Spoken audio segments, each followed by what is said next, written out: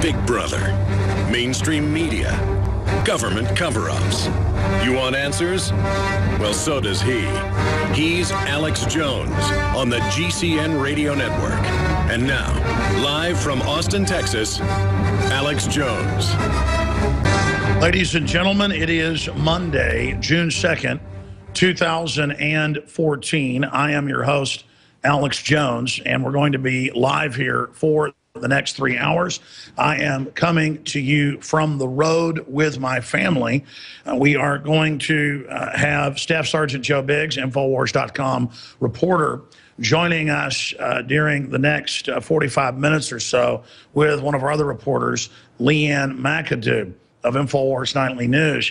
We've got a lot of geopolitical news, a lot of Obama scandal news, more resignation news reportedly coming, a lot of other situations boiling around the world. But this Bo Bergdahl Army story, last week we see it come out that Obama has intentionally blown the cover of a CIA asset. And we'll be breaking down all the names and details with Staff Sergeant Joe Biggs coming up the next segment. We see the report that he blows the cover of the CIA asset and is in hot water for that. And before we find out why this is all going on, Bo Bergdahl, who told members of his Army team, I'm going to go AWOL, which is clearly a cover, could be a cover, for him to then artificially defect to the Taliban to, quote, then infiltrate that group. And we know both groups, Taliban, Al-Qaeda, there's 2 or 3 different groups of Taliban, different sub-factions of Al-Qaeda, different sub-factions in the CIA, different sub-factions in the Army. This is what countries and intelligence agencies do. The whole thing stinks really bad. Then you've got a Twitter that appears to be his dad's, operating for years, that came out, and we'll put that tweet on screen. We have a Twitter account where his father is talking about there'll be great vengeance, there'll be great payback for every Afghan child that's been killed. And then his dad gets up on television and starts speaking in Farsi. Immediately when this started breaking Friday through Saturday, Staff Sergeant Joe Biggs was calling myself and others saying, look, this just doesn't hold water. I'd heard about this guy, you know, he said years ago from people that were in his unit saying that something was, going on with him. And for those that don't know what sheep dipping is, you will stage your death, or you'll get out of the military, or they'll claim you failed at Special Forces training like Ed Snowden or Timothy McVeigh. And then you're put into clandestine operations, which is confirmed now with McVeigh and Snowden. That's not speculation. So when you see this MO, we ought to get Steve Pieczenik to pop in for 10 minutes today or tomorrow on this. I was just thinking, he's saying that the Snowden situation is a double agent operation, and then now Snowden comes out and says, I was trained as a spy by the CIA and by others. So we have that report as well. So again, it becomes a larger diversion and a distraction and just a PR stunt by Obama to say, look, I'm bringing our boys home by releasing a whole bunch of top Taliban people out of Gitmo. So I'm not saying that it is a conspiracy yet, but it's definitely pointing in that direction. And we should never forget that this is the same administration that hands down, staged the release of the death of bin Laden. This is the administration that lied and said the Navy witnessed him being thrown overboard. Turns out that's not true, and faked the situation room photos and said they were watching live video feeds that didn't happen. I've interviewed the Navy SEALs families on air. They even know the name of the bin Laden lookalike double agent. And I don't have to go back into that whole story of why that was fake, meant to cover up the whole birth certificate story. But this has all the earmarks of a stunt. We're going to dissect it coming up. Then the aftermath of Bilderberg 2014 that was really important, and just a ton of other vital news today.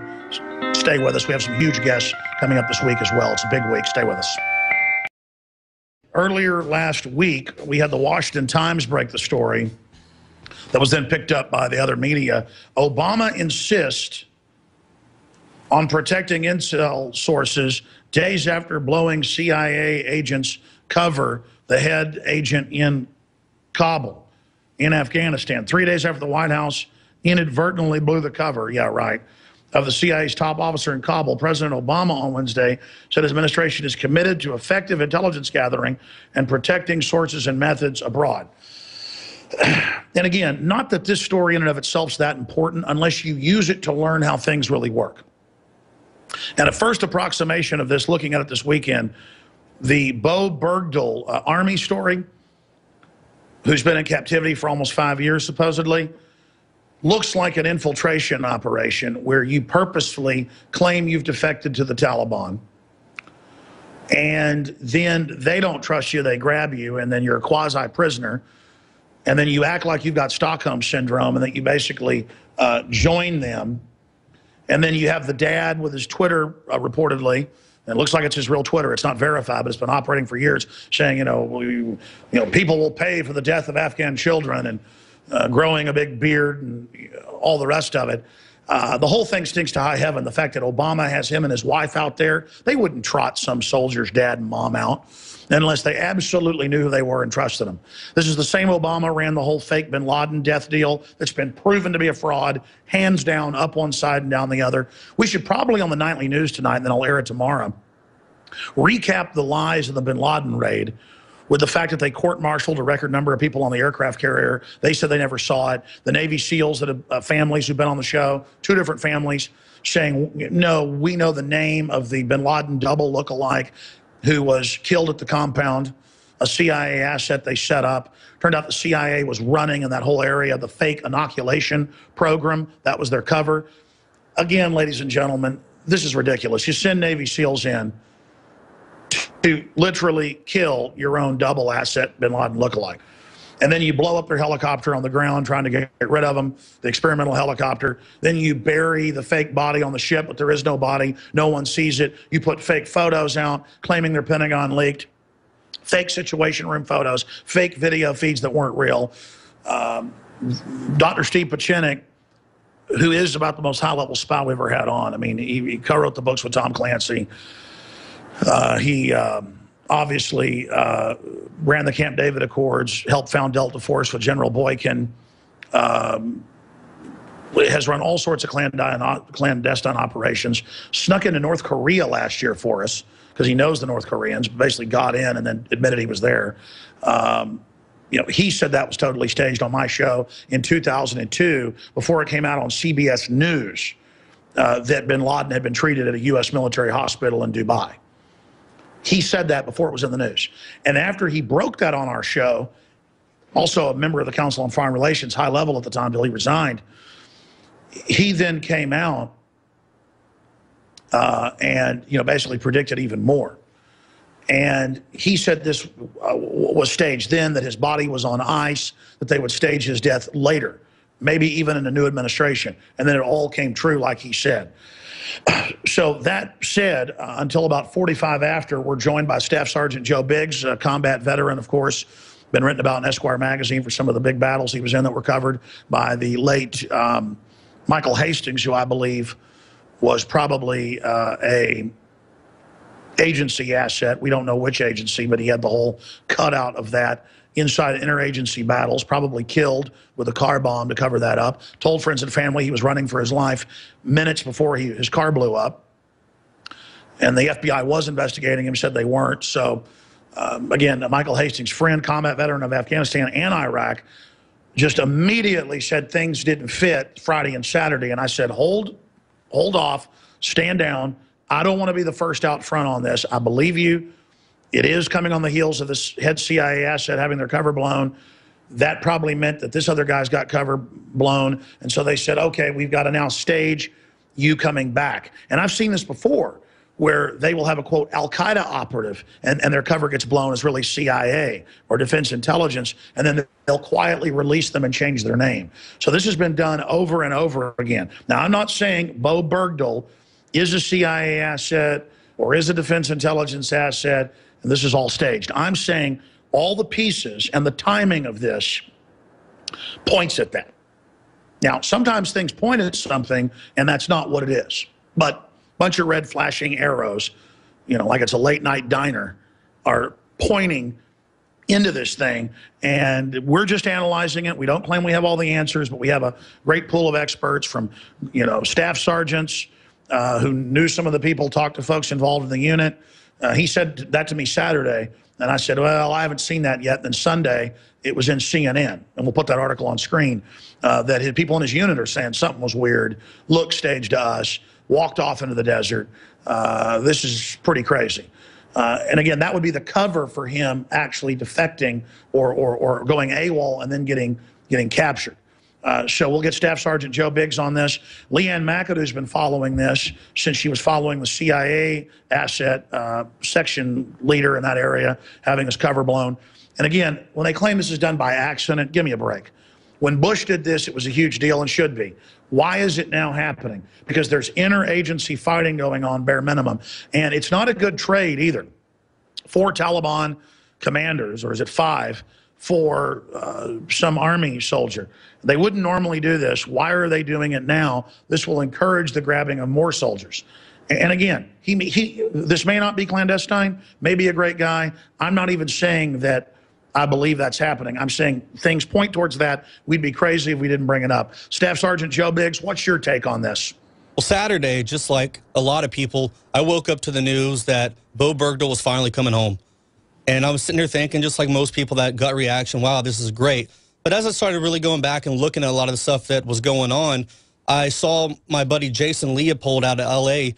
He said that he's known about Bergdahl coming back since last Saturday. He is on the White House email list. And the first email came out saying, Bo Bergdahl's coming back. And then he said he got another email that, a person, unknown was coming back. So for some reason, the White House went from saying him to then not saying his name again.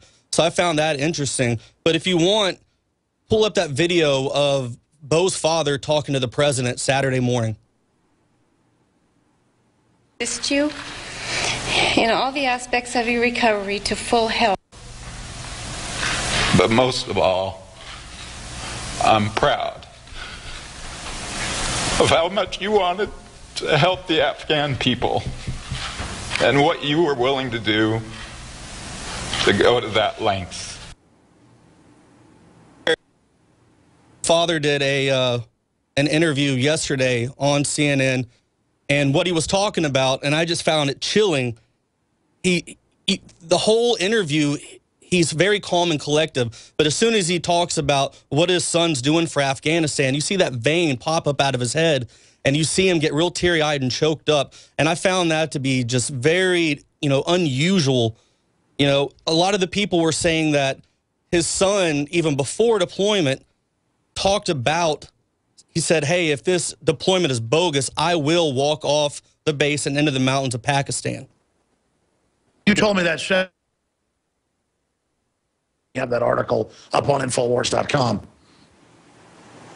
Well, when I got to Bob Bergdahl's account, the Twitter account, I saw that tweet, and I saw it right before it got deleted. He says, I'm still working to free all Guantanamo prisoners. God will repay for the death of every Afghan child. Amen. Well, Bo's father is supposed to be a devout Christian, so the fact that he misspells amen, I found that to be a little weird too as well. But immediately, they took that tweet down. And I find that, that in itself right there is a little shady too. Yesterday with that press release from his father, when he goes and talks about that, it just sent chills down my back. Now we know Obama released 5 Gitmo detainees for Bo's release. What does that mean? Well, the president's message to the Taliban and other enemies out there is America will pay any price to get someone out. I mean, these are bad things for our enemies to know, that 5 Gitmo detainees are equivalent to 1 American. Now, what if the Taliban kidnaps someone tomorrow? If that's a civilian, are we going to just forget about them because they're military? No. We're going to go after them. And when you put the price of an American, put the price on an American head like Sergeant Bo Bergdahl, you put prices on everyone's head. Now it's unsafe for all Americans all over the world now to be out. Sure. Let me ask you this question, though, separately. On the heels of the CIA assets cover being blown, we now learn weeks before, I mean, that to me is a big connection to suddenly this guy's being sent back. What does this sound like to you? I mean, what's your gut tell you is going on here? Yeah, I mean, when I had time to sit down and think about this, you know, they're talking about how they blew a CIA operative's cover, and all of a sudden, Bo Bergdahl needed to be pulled out, you know, of being captive because he was in danger. But he wasn't in danger for the entire 5 years he was held captive. I mean, that doesn't make sense. The Haqqani network is one of the most vile, evil terrorist networks out there. They're called the Sopranos of Afghanistan. You know, these guys chop people's heads off, and he was fine for those 5 years, but now he's in danger? I don't get that. Well, let's come back and continue to break this down and what this means for Obama with all the different resignations in his administration and the rest of it straight ahead with Staff Sergeant Joe Biggs. I'm Alex Jones. It's June 2nd on this Monday edition. Stay with us. Ladies and gentlemen, thank you for joining us with this Monday, worldwide, June 2nd, 2014 global transmission. I am Alex Jones, reporting from on the road, and I will be reporting for the next few days from the road. But the great part about the InfoWars operation is we have the amazing team of the writers, the researchers, the investigative journalists, the reporters, everyone working together with that great team behind the scenes technically as well.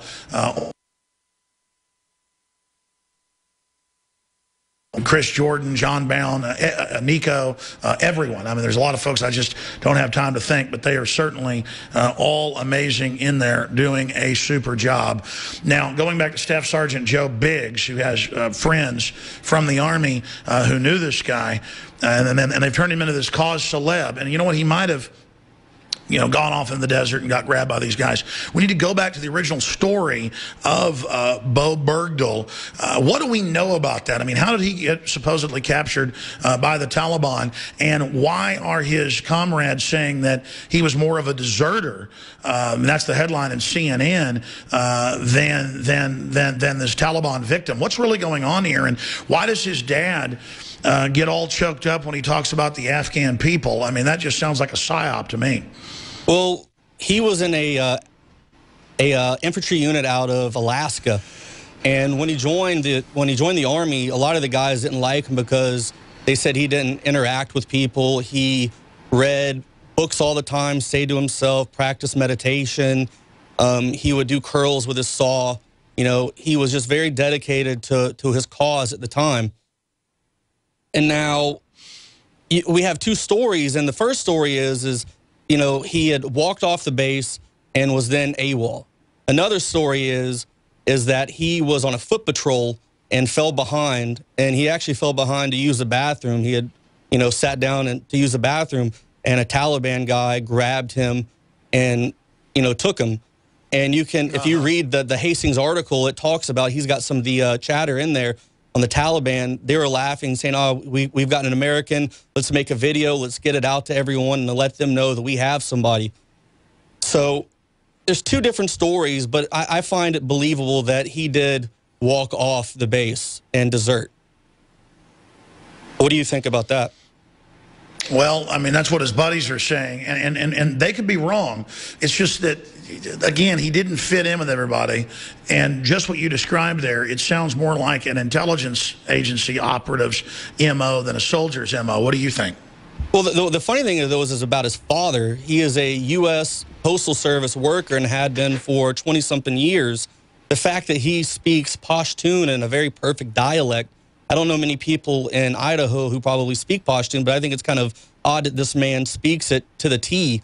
I mean, just the way he sounded, the way he said everything was spot on from what I heard when I was in Afghanistan. So I think there's a little something behind him. What was Bergdahl's special mission to help the Afghan people? I mean, what does that mean? Well, from a lot of the emails that he was sending home, he said that, you know, he was ashamed to be an American because of what he saw going on over there, and that he felt like he needed to help the Afghan people and get out there. So I'm thinking and then he's the one that gets captured. He's the one that gets captured. Yeah, sounds like a perfect person to infiltrate their network. I mean, maybe he is a hero, like his dad says, if he had the courage to get picked up on purpose to go into captivity. I mean, maybe the guy is a hero. We're just not getting it. Then the question is, why is Obama now revealing it? It's because his cover got blown by this section chief. Well, what's weird is when his dad talks yesterday, he goes, I'm proud of how much you wanted to help Afghan people, that you were willing to go to the length that you did to help them out. So is he confirming that his son did, in fact, walk off the base and go AWOL? That's what I find to be just little... Everyone's stories right now, when you start putting all these pieces together, you know, look at him right now. He's smiling, looking at the president. I just think there's something other than this whole happy, welcoming home story going on. I was about to say, most families, they're not going to get them anywhere near Obama. The Navy SEAL families, you name it. I mean, they act like they know each other. I mean, this whole thing, you know, the father needs to answer these questions because he's done some stuff that's unusual. You do unusual stuff under stress, but, I mean, you know, I thought he was like a hillbilly with the beard and all that until he started speaking Pashtun. I tell you, Biggs, I want to find out from your other Army buddies what they think about this. I know you've already been talking to some of them. And when we come back, let's talk about that with Leanne McAdoo. And let's also open the phones up for active duty or former Army that know anything specifically. 800-259-9231. Do you know anything, or what's your gut tell you? 800-259-9231. I'm Alex Jones. This is Real Talk Radio, real issues, not mindless fluff. This is the thinking person's radio. I'm Alex Jones, Infowars.com. Ladies and gentlemen, everybody knows I don't like the military-industrial complex. I don't like what the CIA did in 47, taking over our government, making it secret. But at the same time, there are people like Tosh Plumley, famous CIA contractor who's a patriot and continues to expose bad stuff. I've had family that worked in the Army and CIA and places who were great patriots and who loved liberty. But it's the top-down system that is so incredibly corrupt. And when you've studied this for 20 years like I have or longer, you learn to recognize when a story doesn't wash. And by the way, I'm not the only one. Our listeners, Saturday and Sunday, when we had just little articles posted on Infowars.com with the mainstream story, and just little blurbs from AP and CNN and places, people are like, how dare you post this saying this is real, this is pure bull, and, you know, Jones, I'm getting sick of you towing the establishment line, and by the way, that shooting 2 weeks ago in California was fake. Listen, I know they stage stuff. I know a lot of stuff's fake. Sometimes things aren't fake. And I just don't say something's fake out of the gates. The bin Laden thing takes 2 hours to cover. We've done it. The videos have, 3-4 million views a piece on YouTube alone of my radio show and TV show breaking down why the bin Laden thing was fake. This looks like it's fake, but we don't know how it's fake, is my view. We're not getting 1/10 the story. This is propaganda for Obama. It's blowing up in his face, showing that they tried to spin something that was already bad. You can tell when they really stage something. They're all lined up. They're all ready. It's a unified message, like Sandy Hook or the bin Laden supposed raid killing. But in the case of other events, when it's all over the map and a train wreck, it's them trying to use a crisis and not let it go to waste, as the White House Chief of Staff, Rahm Emanuel, now Chicago mob boss, said. Now, before I go any further, we're going to go back to Biggs, play some White House clips, get Leanne McAdoo's take on this, and take your calls. And I'll let Biggs go off the screen and announce who those callers are once we're ready to go to those calls at about 45 after or so. Because, again, he's in the main chair running the show in the first hour. We have another guest coming up in the second and third hour, John Rappoport, who I like to have on routinely. He was on for 15 minutes with us Sunday. He'll be riding shotgun with us, covering a host of news as well today. We'll probably rope in some of the other reporters today and play some of their special reports as well. But please don't forget, this entire media operation is truly organic, truly liberty-based, truth-based. Our bias is telling the truth. Our bias is being honorable. Our bias is chivalry. Our bias is trying to bring back freedom and what made America great. Our bias is being good guys. Our bias is not being cowards. And we fund this operation bringing you the very best products out there. The Pro Pure G2 filters that cut out all the glyphosate, the hydrofluorosilicic acid, all of it. Annihilates the competition side by side. Or I'd be selling the competition. We sell more than 12 different companies, non-GMO, heirloom, super high quality seeds at the lowest price available anywhere at the InfoWars Store Seed Center, InfoWarsStore.com. If there were 5 great gravity-fed filter companies out there that we hadn't tried to work with over the years and had issues with, in customer service, you name it, we would be selling it all. So it's not some differentiation of my filter I sell is the best and everybody else is terrible. I would be selling all of them. That's how I do things, okay? I would sell everything good I could get my hands on. We sell like 4 different companies of shortwave radios, from super expensive down to very inexpensive, but not, not junky. That's all available at InfoWarsStore.com. When it comes to supplements, we've got the great longevity supplements at InfoWarsHealth.com, the Beyond Tangy Tangerine, you name it. But we want to develop truly original things like the proprietary nascent iodine that we quietly believe probably is the only real nascent iodine out there. Truly, we've got tests that we're going to be showing people, both lay test and scientific, very soon. Also, expanding on that, we have the super male vitality that's so popular. You've heard the rave reviews. The super feminine vitality just came out. We got a limited couple thousand bottles. They have effectively sold out as of today, but the laboratory knew we would want more without us asking and ran about 1,000 more. Those are being labeled now, so we're not going to take it down and say back order right now, where you can't even get it. We are saying you better get the super feminine vitality right now if you want it. It's that popular. So when that 1,000's gone, it'll take a few weeks to get more. The X2. We had a lot of it made, multi-years in the development and testing that Dr. Group was putting together. And again, we have the regular Super Nascent Iodine Survival Shield that's proprietary, that's excellent. I believe it's great for kids. Check with your physician. It's not as strong. It's excellent. I had to build up, even with it, I had a toxic detox response that Group predicted 2 weeks. She said 2 weeks to a month in, and then it was amazing after. My skin cleared up. I never really had bad skin, but all this stuff came out. I lost a bunch of weight, more energy. It came at a perfect time in my life. Well, he said, look, he told me a year ago, he goes, don't come out with this. I'll make something even better. I go, no, you take forever. I want to put this out. It's great. He goes, okay. Then he came out with the new X2 for us, proprietary with us.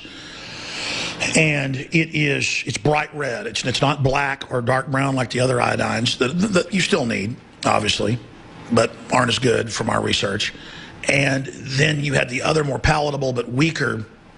It was stronger than other iodines of the similar type, but weaker compared to some of the Lugol's type stuff. This new X2 is bright red, and then it turns bright blue purple on paper, like 5 times darker than our other Survival Shield. And we're still selling both. We've discounted the original Survival Shield an additional $5, and the new Survival Shield is the same price as the old Survival Shield. So X2, and then of course we have the original X1. And I don't really see us coming out with any other X's after this. It's just that it's funding the operation. At current sales rates, it'll be sold out by the end of the week, and then it may be as much as 2 months till we get more of it. We believe it'll be sooner, but again, these purple crystals that nobody else has, the other stuff's out of seaweed. I'm not knocking that. This is from a mine, purple crystals that eat through the floor like in the movie Alien, when they're not in this gas form put into the tincture. That's why it goes right in the blood. That's why it's so different. I mean, literally, real iodine is amazing. And that's why it detoxes it, why it goes through the body. It's why they put stuff that blocks it in the water, because it's incredible. I mean, just try it for yourself. It's funding the operation. We appreciate all your support, but that's how we're able to bring you this information, is with revolutionary products like X2 and Super Feminine Vitality and Super Male Vitality at InfoWarsStore.com or InfoWarsLife.com or 888-253-3139. Now, until about 5 after, we'll have Leanne McAdoo and Staff Sergeant Joe Biggs with us. I know the calls are coming in from active duty or former military to give us your take on the situation. We'll have Biggs start going to those calls at about 47 after or so at that segment, the next segment, and then that little segment at the start of the next hour. But let's go back to Staff Sergeant Joe Biggs, again looking at the Bergdahl announcement, Obama, the CIA section chief's cover blown. We're just trying to find out exactly what's going on here, but the story doesn't add up, and his own members of his unit are saying that. Staff Sergeant Biggs, you've got a clip you want to play. Yeah, I wanted everyone to see that clip from his parents talking to the president of the White House on Saturday. I just want to see what everyone thinks about how he reacts and how he's talking to the president, and listen to his dialect, how he's speaking Pashtun, and how it's so, perfect and just on point. I'd like to say to Bo right now, who's having trouble speaking English, Bismillah ar-Rahman ar-Rahim, Zayabayem. I'm your father, Bo. The people of Afghanistan, the same. Khalifa al-Thani. I mean, what is you? He's bringing up the Afghanistan again. I mean, he is. It sounds like his son's been trained to super deep cover for this mission all along to penetrate their network. Yeah, definitely. I mean, I think he had to have been in contact with the Haqqani network as well to keep up his dialect and to be able to keep speaking that way. I mean, he had to be doing some negotiations for a long time himself. I don't know what you know, and of course, 5 years your son gone, you would learn how to do this stuff. But I mean, you told me that's one of the hardest languages to understand or speak correctly. Yeah, I mean, when I was over there, I had to use Rosetta Stone, and when you're in the Army, they give you a free copy of that. You're able to go on and learn languages like that. So when I was over there, I was able to pick it up for a little bit of time, you know, learn how to write a little bit as well. But once you get back and you don't have anybody to talk to, that goes away really fast. I mean, I don't know who he's talking to in Idaho to be able to keep that up at all. But also, I want to go to... Absolutely. I mean, to copy a Texas accent properly, you need to live here years and years and years. It's the same deal. I mean, how does he in Idaho speak with a... You're saying that Pashtun accent sounds dead on or close? Yeah, it's very close. I mean, it's not easy. I mean, I've heard a lot of Americans who are interpreters who learn the language, and they don't come off as comfortable and as well-versed as he does in that, you know, in that interview with the president. And he's doing it with the president on national television. Yeah, smiling, patting each other on the back, you know, having a good old time. Do we have any callers yet on the board there, Staff Sergeant? Yes, I see. Okay, well, we'll just be ready to go to those after we get Leanne's take on this. Leanne McAdoo, what is your take on this? I know you've been researching this the last few days, and you have your perspective on it. Well, it's all kind of throwing me off. I was celebrating my little brother's graduation when they announced this on Saturday, so I really didn't know who they were even speaking about. I just saw, you know, the line there, POW had been released, and so I was just kind of watching it, you know, watching Obama, you know, and his demeanor, and just looking at it thinking, wow, his dad, you know, that's just someone you don't really ever see, this big bearded guy. And here I'm thinking he's probably, you know, just some farmer or something like, or some big bearded patriot dude just, you know, out there with Obama. And then he gets up and you can really see in his demeanor just the way that he was even interacting with Obama. And Obama says, I want the father to speak, and then if the mother has anything to add, you know, we'll let that happen. And they didn't even listen to him. She spoke, and then he went up and speak, and you could see Obama's face, the way that he reacts to Bo Bergdahl's father speaking in Pashtun. Like, he wasn't expecting that to happen, and then he addresses the Afghan people directly. And that's what, you know, the son was there that he was so disappointed about, because he thought he was going to help the people of Afghanistan, and then he gets there and finds out that's not the case at all.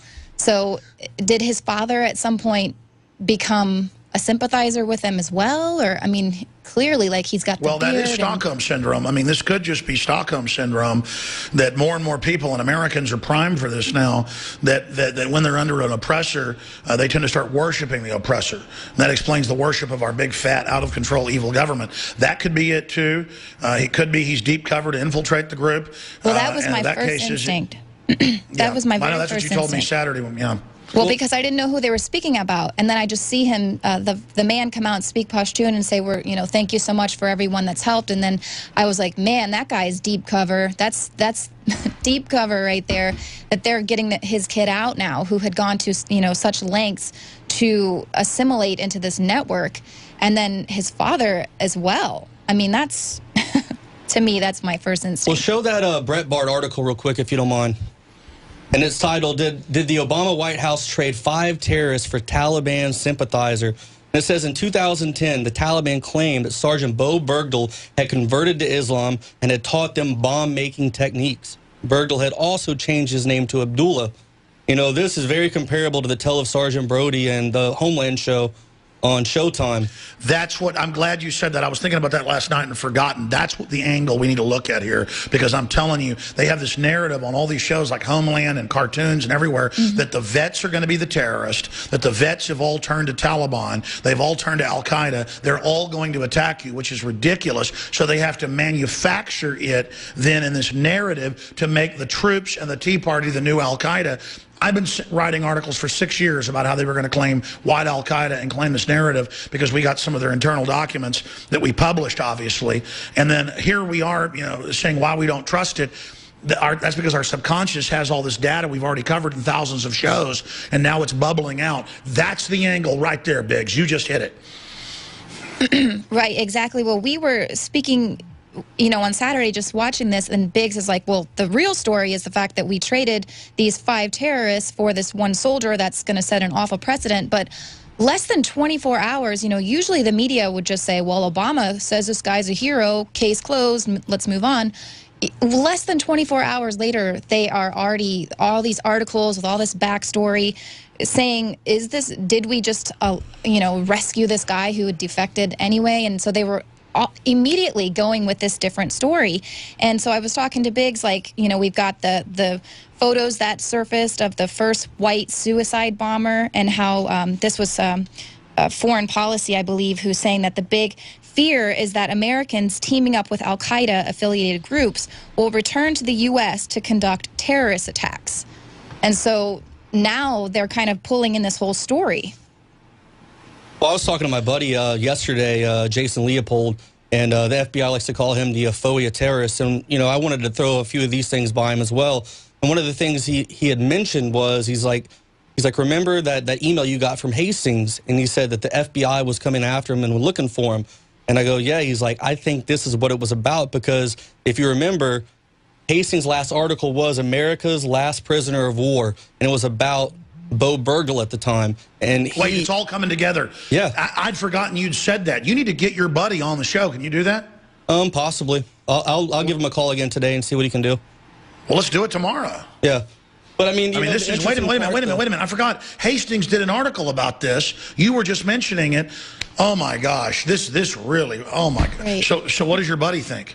I mean, we all think this is connected now, you know, with the death and all that as well. He honestly thinks that the FBI was after him because of this, you know, and shortly after his death, he says, you know, the FBI released a statement saying we have nothing to do with this. But after many FOIA attempts and all that, it's come to light that the FBI was looking into him because of his interest in Bo Bergdahl. And they found it very disturbing, and they called that controversial journalism. That's right. And you talked about this months ago on the show. So here we are talking about Bo Bergdahl and this months ago in association with Hastings' death. And we know the FBI visited his house, or we know the feds showed up. We know his wife, who you went to the funeral, who you knew, said that, you know, she was mad and upset. Then she goes on CNN with Piers Morgan and says, everything's wonderful, like a Stepford wife. I mean, this is really starting to smell. Coming full circle. And she was the head assistant to the National Security Council. I mean, that's the top of the pyramid. That's the top of the black box government. I mean, that's who runs Homeland Security. That's who runs the dictatorship. That's it. I mean, this whole story stinks. I don't believe a lick of it. It's another... Well, it's like you said, Hastings would be in, like, bombs and missiles blowing up in huge battles with you, and he was just totally relaxed and smiling. You never saw other journalists that acted like that. And, you know, you've said on record you think Hastings was some type of operative.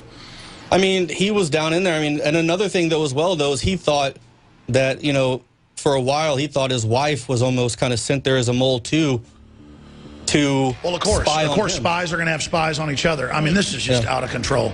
We're going to go to break. We're going to come back with your phone calls directly, straight ahead. We're going to go right to your calls to give your take on this in 2 segments. Then we've got another guest coming up and a bunch of other news. But Infowars.com and our team is hot on the trail of finding out the truth. It doesn't add up what Obama is telling us. I know that's hard to believe. He would never lie to us. June 2nd, 2014. We've got a call from Afghanistan whose line keeps dropping, probably a sat phone. Mark in Afghanistan, Army contractor. What is your take on this? Then Chris, Joe, Sean, Billy, and others. You're on the air. Thanks for calling. What is your take on this story? Well, I was talking about this thing with a couple of my friends today, and one of the guys actually went to that base that the guy left from. And the guy, when he was there, the guys that were there, the troops that were there were telling him about how the guy walked up, laid his gear down at the gate, and walked out. So you were wondering about whether this story is actual or not. Yeah. The guy walked up, laid his gear down, and walked away. Told him, I'm going home. And then the first sergeant there came up to the guys and said, "Why did you let him leave?" And they were like, "Well, he's a grown man. What are we going to do? Shoot him?" You know. So, yeah, the story where the story is true about he walked up and walked out. Wow. Any other tidbits or any other questions you'd like to ask this fellow, Biggs? No, not at all. Well, I mean, that's what they're saying. People in the unit are saying on CNN. So this is blowing up in Obama's face. Caller, Mark in Afghanistan, what does your gut tell you is going on? Did your buddies that were at this base, did they have any idea what was really going on more than just saying that it looked like he went AWOL?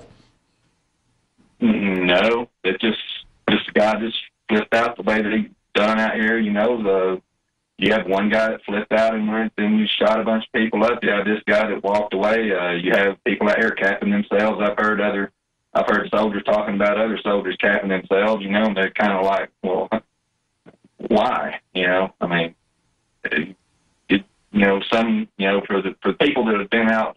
I mean, I've been out doing jobs. I'm an employee of the military-industrial complex, if you will, and I've been out where bases have been attacked. You know, and I don't know. I just didn't get rattled like some people do, I guess, but some people can't handle it.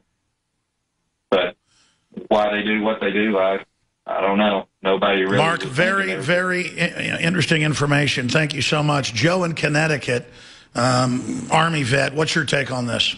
Hi, Alex. You know, one of the first things that I wondered, because I mean, I've been following this story since the beginning when he did walk away from the base and soldier flipped out and went crazy, I was wondering how he got off, but he wasn't captured by the Taliban. Sergeant Biggs touched on this. Like, the Taliban wouldn't keep him alive for 5 years. Unless he assimilated into them. They would look at him as the infidel, less than nothing, and immediately dispatch him. I mean, they wouldn't keep him alive for 5 years, but I find the timing of it so funny because it just totally takes the heat off the VA scandal and everything else. Like, bingo! It totally changes the subject off the VA. Oh man, I tell you, these callers really are putting the pieces together. I mean, one of the things though too, when I was in Iraq, I remember watching the video of one of the soldiers having his head sawed off.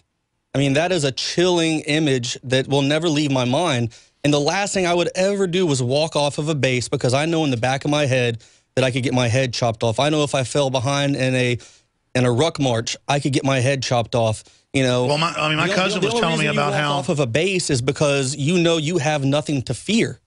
That's another scary thing is he walked off the base and didn't even think, all right, I'm gonna get my head chopped off. The Haqqani network is known as the Sopranos of Afghanistan.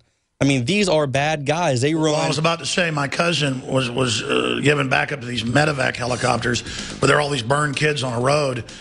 And when they got there, they'd burned their own kids up, and then they came out with bombs to try to blow them up. But they'd already figured it out and landed their helicopters further away. But, I mean, that's the total brainwashing we're talking about here.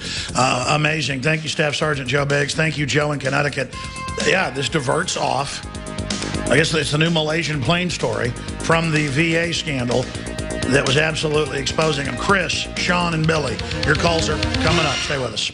Oh, and then Pieczenik. Pieczenik's coming up, folks. Pieczenik wants to chime in. Visit 8 after next hour. Then we've got other people coming up.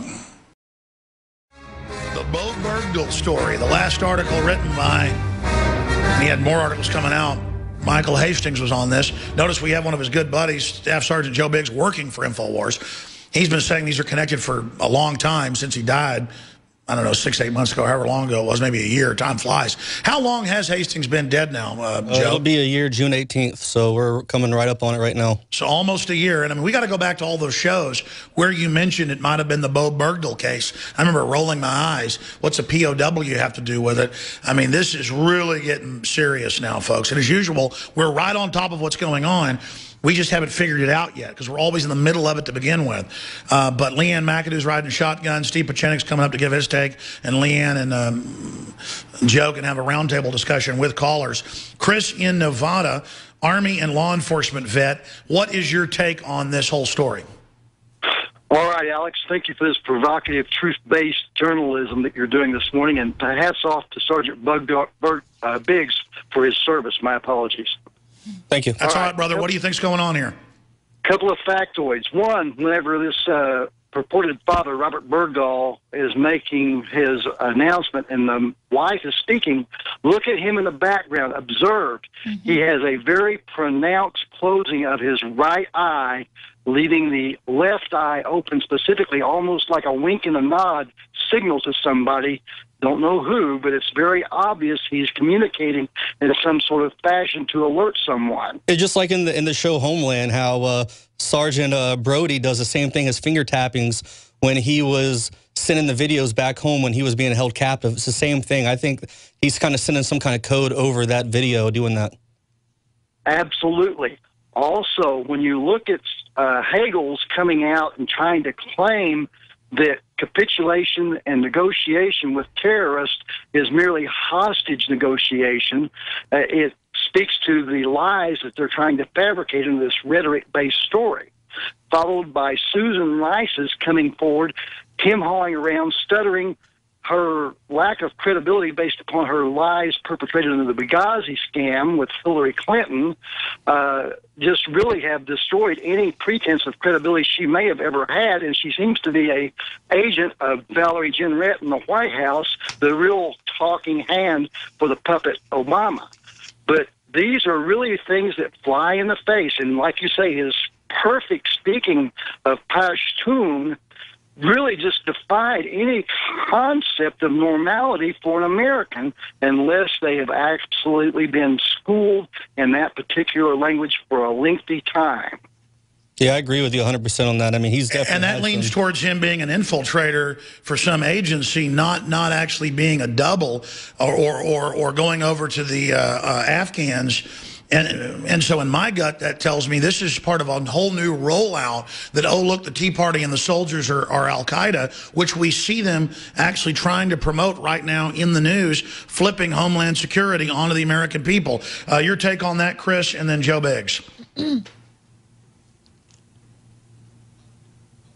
Agent provocateur masked as a jihadi terrorist in truth. That's what I think. Well, that caller really says it well. Agent provocateur, masked as a jihadi terrorist. Joe Biggs? Well, one of the other things, though, that Lee and I spoke about yesterday or the day before was that maybe this is really all about the father. Maybe he's the one who is the actual, you know, the operative and did something, and the son had to go in almost as, what was it we were saying yesterday?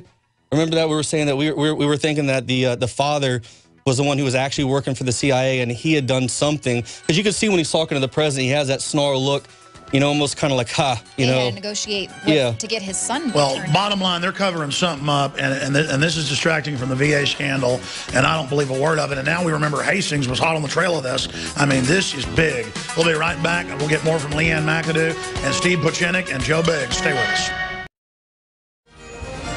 Monday, the second day of June 2014, worldwide transmission coming up at the start of the next segment. We're going to have John Rappoport, who was on with us on the Sunday show for like 2 segments, on for a lot more today to cover the waterfront of propaganda, disinformation, and more. Popping in on very short notice is Dr. Steve Pieczenik, former head of psychological operations for the State Department, co-author with Tom Clancy, and, you know, kind of a master, a negotiator in his own right. And listen, I don't know his take on this Bergdahl Army report. I just know that when it all happened, I went, haven't I heard that before? And then it was the story Hastings was working on. He'd already done one when his car got blown up out in California.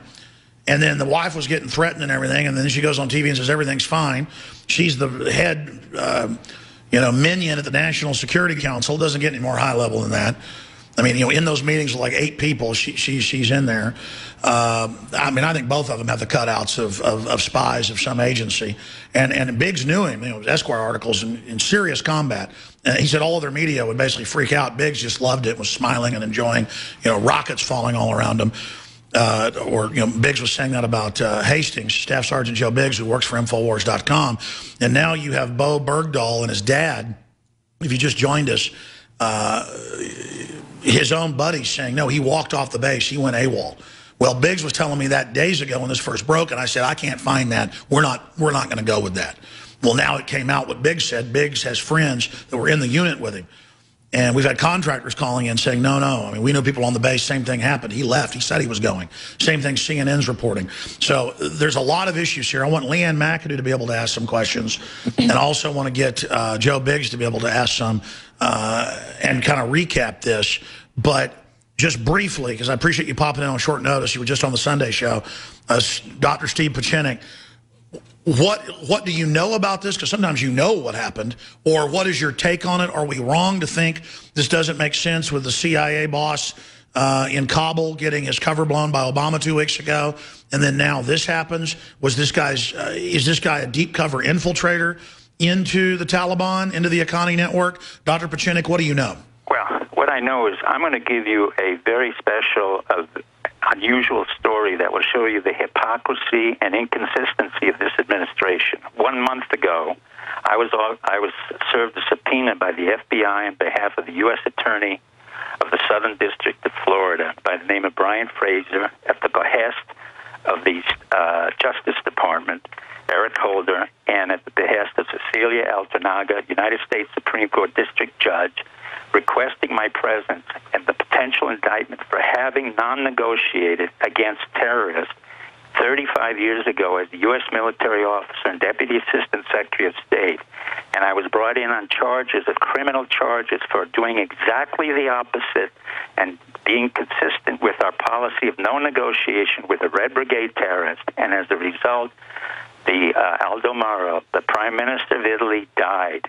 35 years later, the State Department and the Justice Department, under the orders of Obama, has ordered me to appear before the court just 1 week ago, May 27th, 2014, at 10 a.m., in front of Brian Fraser, in front of an Italian prosecutor, at the behest of the Italian prosecutor, with the overlying notion that I will be committed for criminal indictment if I don't reveal what I had done in saving Italy and refusing to negotiate with terrorists. So what this shows, and what this just happened to me, and you're the only one to know now, the case number is here. It's 14MC 21380 Altornaga. The judge was Altornaga.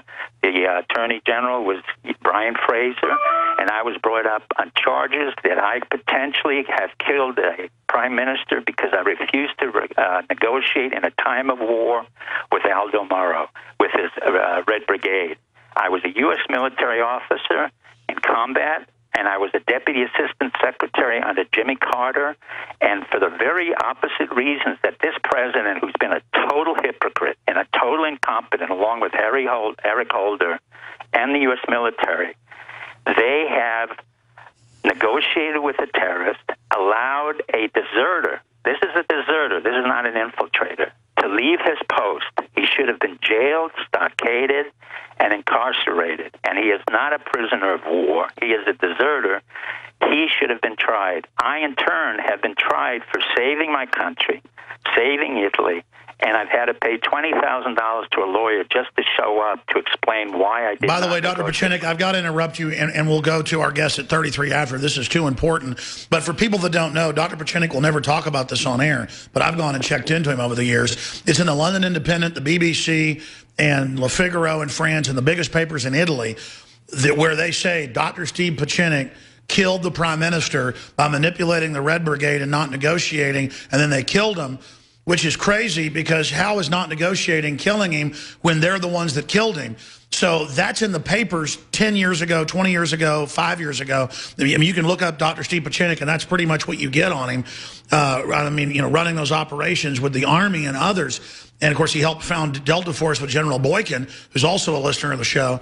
And what I can't believe here is we get him on about this, and he drops this bombshell. You didn't tell us that, Dr. Pieczenik. No, was it sealed? What happened in the court? It was concealed because I couldn't say a word to you or anybody else. But since I appeared on May 27th in front of a prosecutor who was flown over from Italy, we had an interpreter. This is all American tax dollars. Plus, we had Brian Fraser sitting there. I had to hire a lawyer for $20,000. But what I want to say, was this under a national security order? Because I don't want to violate one of those. No, it's not under national security order. As a matter of fact, this is a totally illegal procedure because they brought in a former military officer in a civilian court, and they didn't even know I was a military officer at the time because I was a Deputy Assistant Secretary of State for Counterterrorism and Management. And so what happened is the military, the CIA, our Justice Department, State Department completely abandoned me as a former officer of the military, and now they're saying that they never leave anybody behind. It's an absolute lie. General Dempsey should resign. Hagel should resign. The President of the United States should be impeached for violation of constitutional orders and the fact that he has committed crimes. This person that they exchanged prisoners for was a deserter. I was a principal hostage negotiator and created that no negotiation hostage. By the way, you're on record as the head psychiatrist over the PSYOP and to be able to get the Camp David Accords as well. I was the Deputy Assistant Secretary of State and one of the first. I had just saved over 500 hostages in Hanafi Muslim. I was asked by Secretary of State Cyrus Vance at the behest of Jimmy Carter and at the behest of Warren Christopher to go over to Italy. It was Prime Minister Cossiga. He was the Interior Minister. Let me ask you a question. Are they going after you now because what you're saying on this show? Because I know they're purging a lot of people right now. This was before. No, I know this happened a long time ago, but they're going to use. Why are they coming after you now? Is what I'm saying. I have no idea, because they believe that as a result of my actions of no negotiation with the terrorists, which is exactly what we've been doing our entire life, where I've saved countless thousands of Italians, I saved the country of Italy from being totally devalued and destabilized.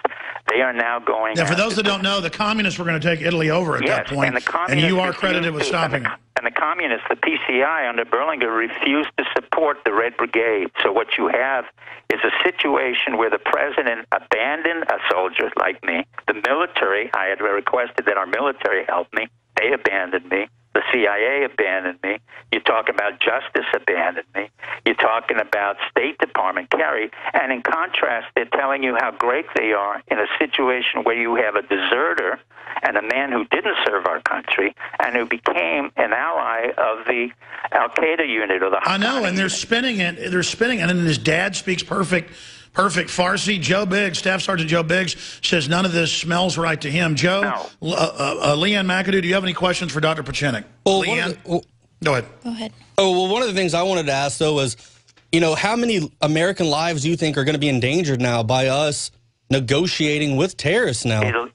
My answer, let me just say this to Dr. Pieczenik, my answer is every U.S. officer, every U.S. non-commissioned individual, and every covert operative from 15 different intelligence units, including the CIA, the NSA, the NGA, and almost every American who's out there serving our country. It's just unbelievable. I mean, like you said, the president should be impeached on this. I mean, this is just... What is Obama doing? It seems like he's going crazy. Well, I don't know if he's going crazy, but he's completely incompetent. From the Benghazi issue to the Osama bin Laden, to Newtown, to the Santa Barbara, to the fact that he has no idea of what he's doing. He is incompetent. In any situation, in any government, I've served 5 different presidents and continue to work with our Defense Department. I have never seen such incompetency. It has nothing to do with the Democrat, Republican, or whether he's black or white. The man has never had any experience. He's never managed the system, and he has no idea of what our history is. He's also got a bunch of foundation heads who've never even been in the military, and I'm not putting down that they're women, but it is a bunch of women, I mean, that he's got running the State Department and everything, who just want to have, I mean, it seems crazy. Well, there's no excuse for John Kerry, who's a senator and was a combat veteran in Vietnam, not to know our policy and to have accepted this. There's absolutely no excuse for Chuck Hagel, whom I supported as Secretary of Defense, to allow himself and allow General Dempsey to accept this notion that we had a soldier in need. He was not a soldier. The minute you walk off the base, you are a deserter. That is a criminal offense. There's no ifs, ands, and buts about it. His mental health is a problem. That's an issue with all my hostages, but we deal with it. But we never go in on an issue of a deserter or a person who went AWOL. So this is not a soldier we left behind. I mean, okay, let me stop right there. We're going to skip this. We're going to skip this network break. Let's just skip the network break. I want to bring Leanne McAdoo in, who's been holding patiently in the wings. She was hopping up and down Saturday about this. I wasn't really paying attention to it. I'm glad she raised it to my attention and that Biggs did as well. Leanne, what are your questions or comments for Dr. Pieczenik? Well, I just it kind of seems like they're turning against Obama, almost setting him up for impeachment at this point. Like they're done using him to create chaos, as he's done a very good job of creating chaos. But now I mean, they immediately, less than 24 hours, threw him under the bus. So it's almost like they're setting him up for something. But what I'm curious about is why these particular terrorists were released from Gitmo, because they're part of a different network. Now, obviously, we need to do a little bit more research. We'll have this for the nightly news. But there were other Taliban leaders that were part of the network that was holding Bergdahl that they could have negotiated for. So why these particular guys? And yeah, we need to look at those people why was closely. His father, working to negotiate for these guys. His dad doesn't act like a postman. That's all I'm saying. Dr. Pieczenik? Well, I think you asked a brilliant question. First of all, the people who really held, as I understood, Bergdahl were not part of the Al-Qaeda group. They were Haqqani. Haqqani is a spin-off of the CIA and the Pakistani ISI. And we, ironically, have been working with them, or the U.S. government's been working with Haqqani for a long time. So this administration had a very good idea of what was happening to Bergdahl for a long time. But your point about releasing these terrorists who are not part of the Haqqani, they are real old-line killers and very professional killers who've killed thousands of Shiites. And when they go out again, they will kill again. There's no issue that you release a terrorist and you get a promise from Qatar that they will be fine. Qatar is a place where, you can buy and sell anything. It's like Casablanca. But well, let me raise this to Dr. Pieczenik. Yeah, but in Qatar, though, that's the spot where they send soldiers for mid-tour leave.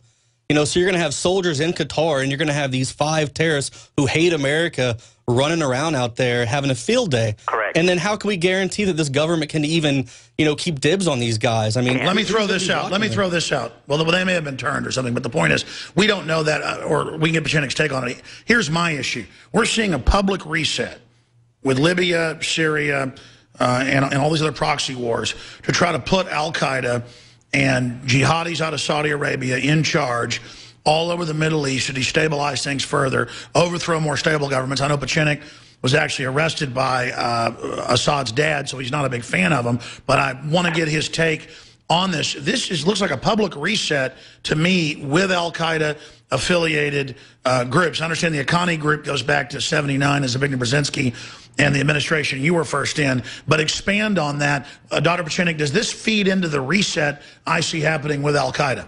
Well, what's happening is Al-Qaeda is becoming stronger and stronger, and Obama can't admit that, and that was the issue with Benghazi. What happened in Benghazi was that we didn't have really an embassy then.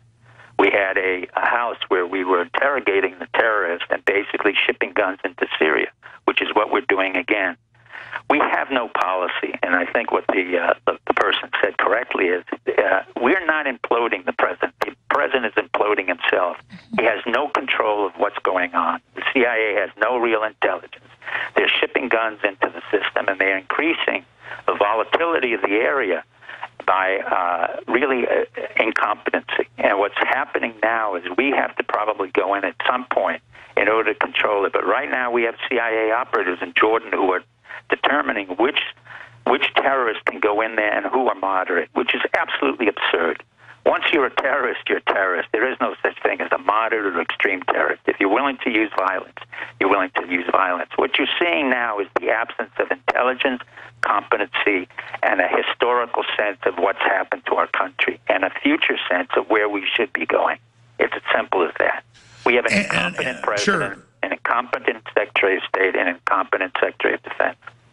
Well, I mean, they're clearly going with the order out of chaos model, but there's not even order they're taking out of the chaos. And that's what I guess the British intelligence head said a few months ago, was that they've never seen such disjointed lack of a message. And I think it's because the military-industrial complex interest and the big banks that own it, they just want more conflict. So I guess in the final equation, they do know what they're doing, Dr. Pieczenik. Not really. What's happening is, even though the military-industrial complex exists, what's really happening is we're getting a escalation of chaos, and we're getting what we're not looking at, quite frankly, my friend, is in China. And China is becoming more and more of a aggravation on our Asian front, and they're engaging themselves with Vietnam, the Philippines, and let me ask you that, Dr. Pieczenik, because you raise it. I know you've been to North Korea, you name it, and worked with the South Korean government, and worked with the Japanese government. expanding on that, and you reported last year live for us there. You were a few years ago on, saying watch China, and I kind of halfway rolled my eyes because they're already taking us over economically. Why on earth would they want to mess with Japan? Now they're saying we'll take islands of Japan, we'll take islands of the Philippines. They're now threatening to basically invade Vietnam. I mean, what's going on in China that's got them this aggressive when historically they've not acted like this? China has always watched our leaders. When it worked with Nixon, it was very much afraid of him. When they had to deal with Bush Sr., they were very much afraid of him. When we have a strong leader, they pull back.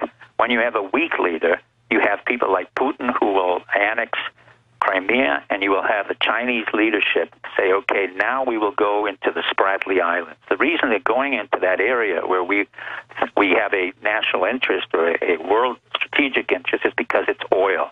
It's oil and gas, which Vietnam, the Philippines, Indonesia, Taiwan claim. It's been a claim for 20 years, but now that they see we have an incompetent president who should really resign or be impeached, they will move forward because they know nothing can happen. And CINCPAC cannot do very much about it at this point. All they can act is as negotiators.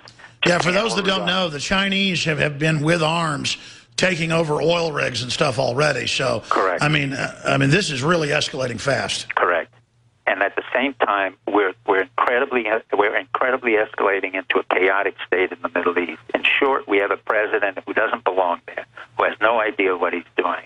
We have a national security advisor who has already failed in Libya, lied to the public in Benghazi, and is really not qualified to make any statements. We have a Secretary of State who's totally incompetent. Well, here's my final question then, Dr. Pieczenik. To global warming and has no idea what he's doing. And we have Hagel, who has done absolutely nothing. In short, we do not have a government, but we're paying a lot of money for incompetency. Leanne McAdoo, Staff Sergeant Joe Biggs, final questions for Dr. Pieczenik or final statements? Well, I think, for me personally, I feel like the globalists, they're done with Obama. I mean, I really feel like he has created so much chaos, and now with just the media kind of turning on him and not just accepting the story, this guy's a hero, let's move on. This is big, and the fact that he did all of this without going through the proper 30-day, you got to notify Congress, change that in the NDAA in December, made that to where he can kind of fast track it. So this whole thing is it's just very fishy. And I agree, but don't think the networks behind Obama are going to not give up power. They could stage a false flag and try to use that to get their butt out of the fire. Right. Biggs, any other comments? Because I want to get Pieczenik's take on a false flag. Oh, I'm just curious as to whether or not they're going to somehow spin this to make him a hero, or in fact, are they going to actually punish him as a deserter like he should be?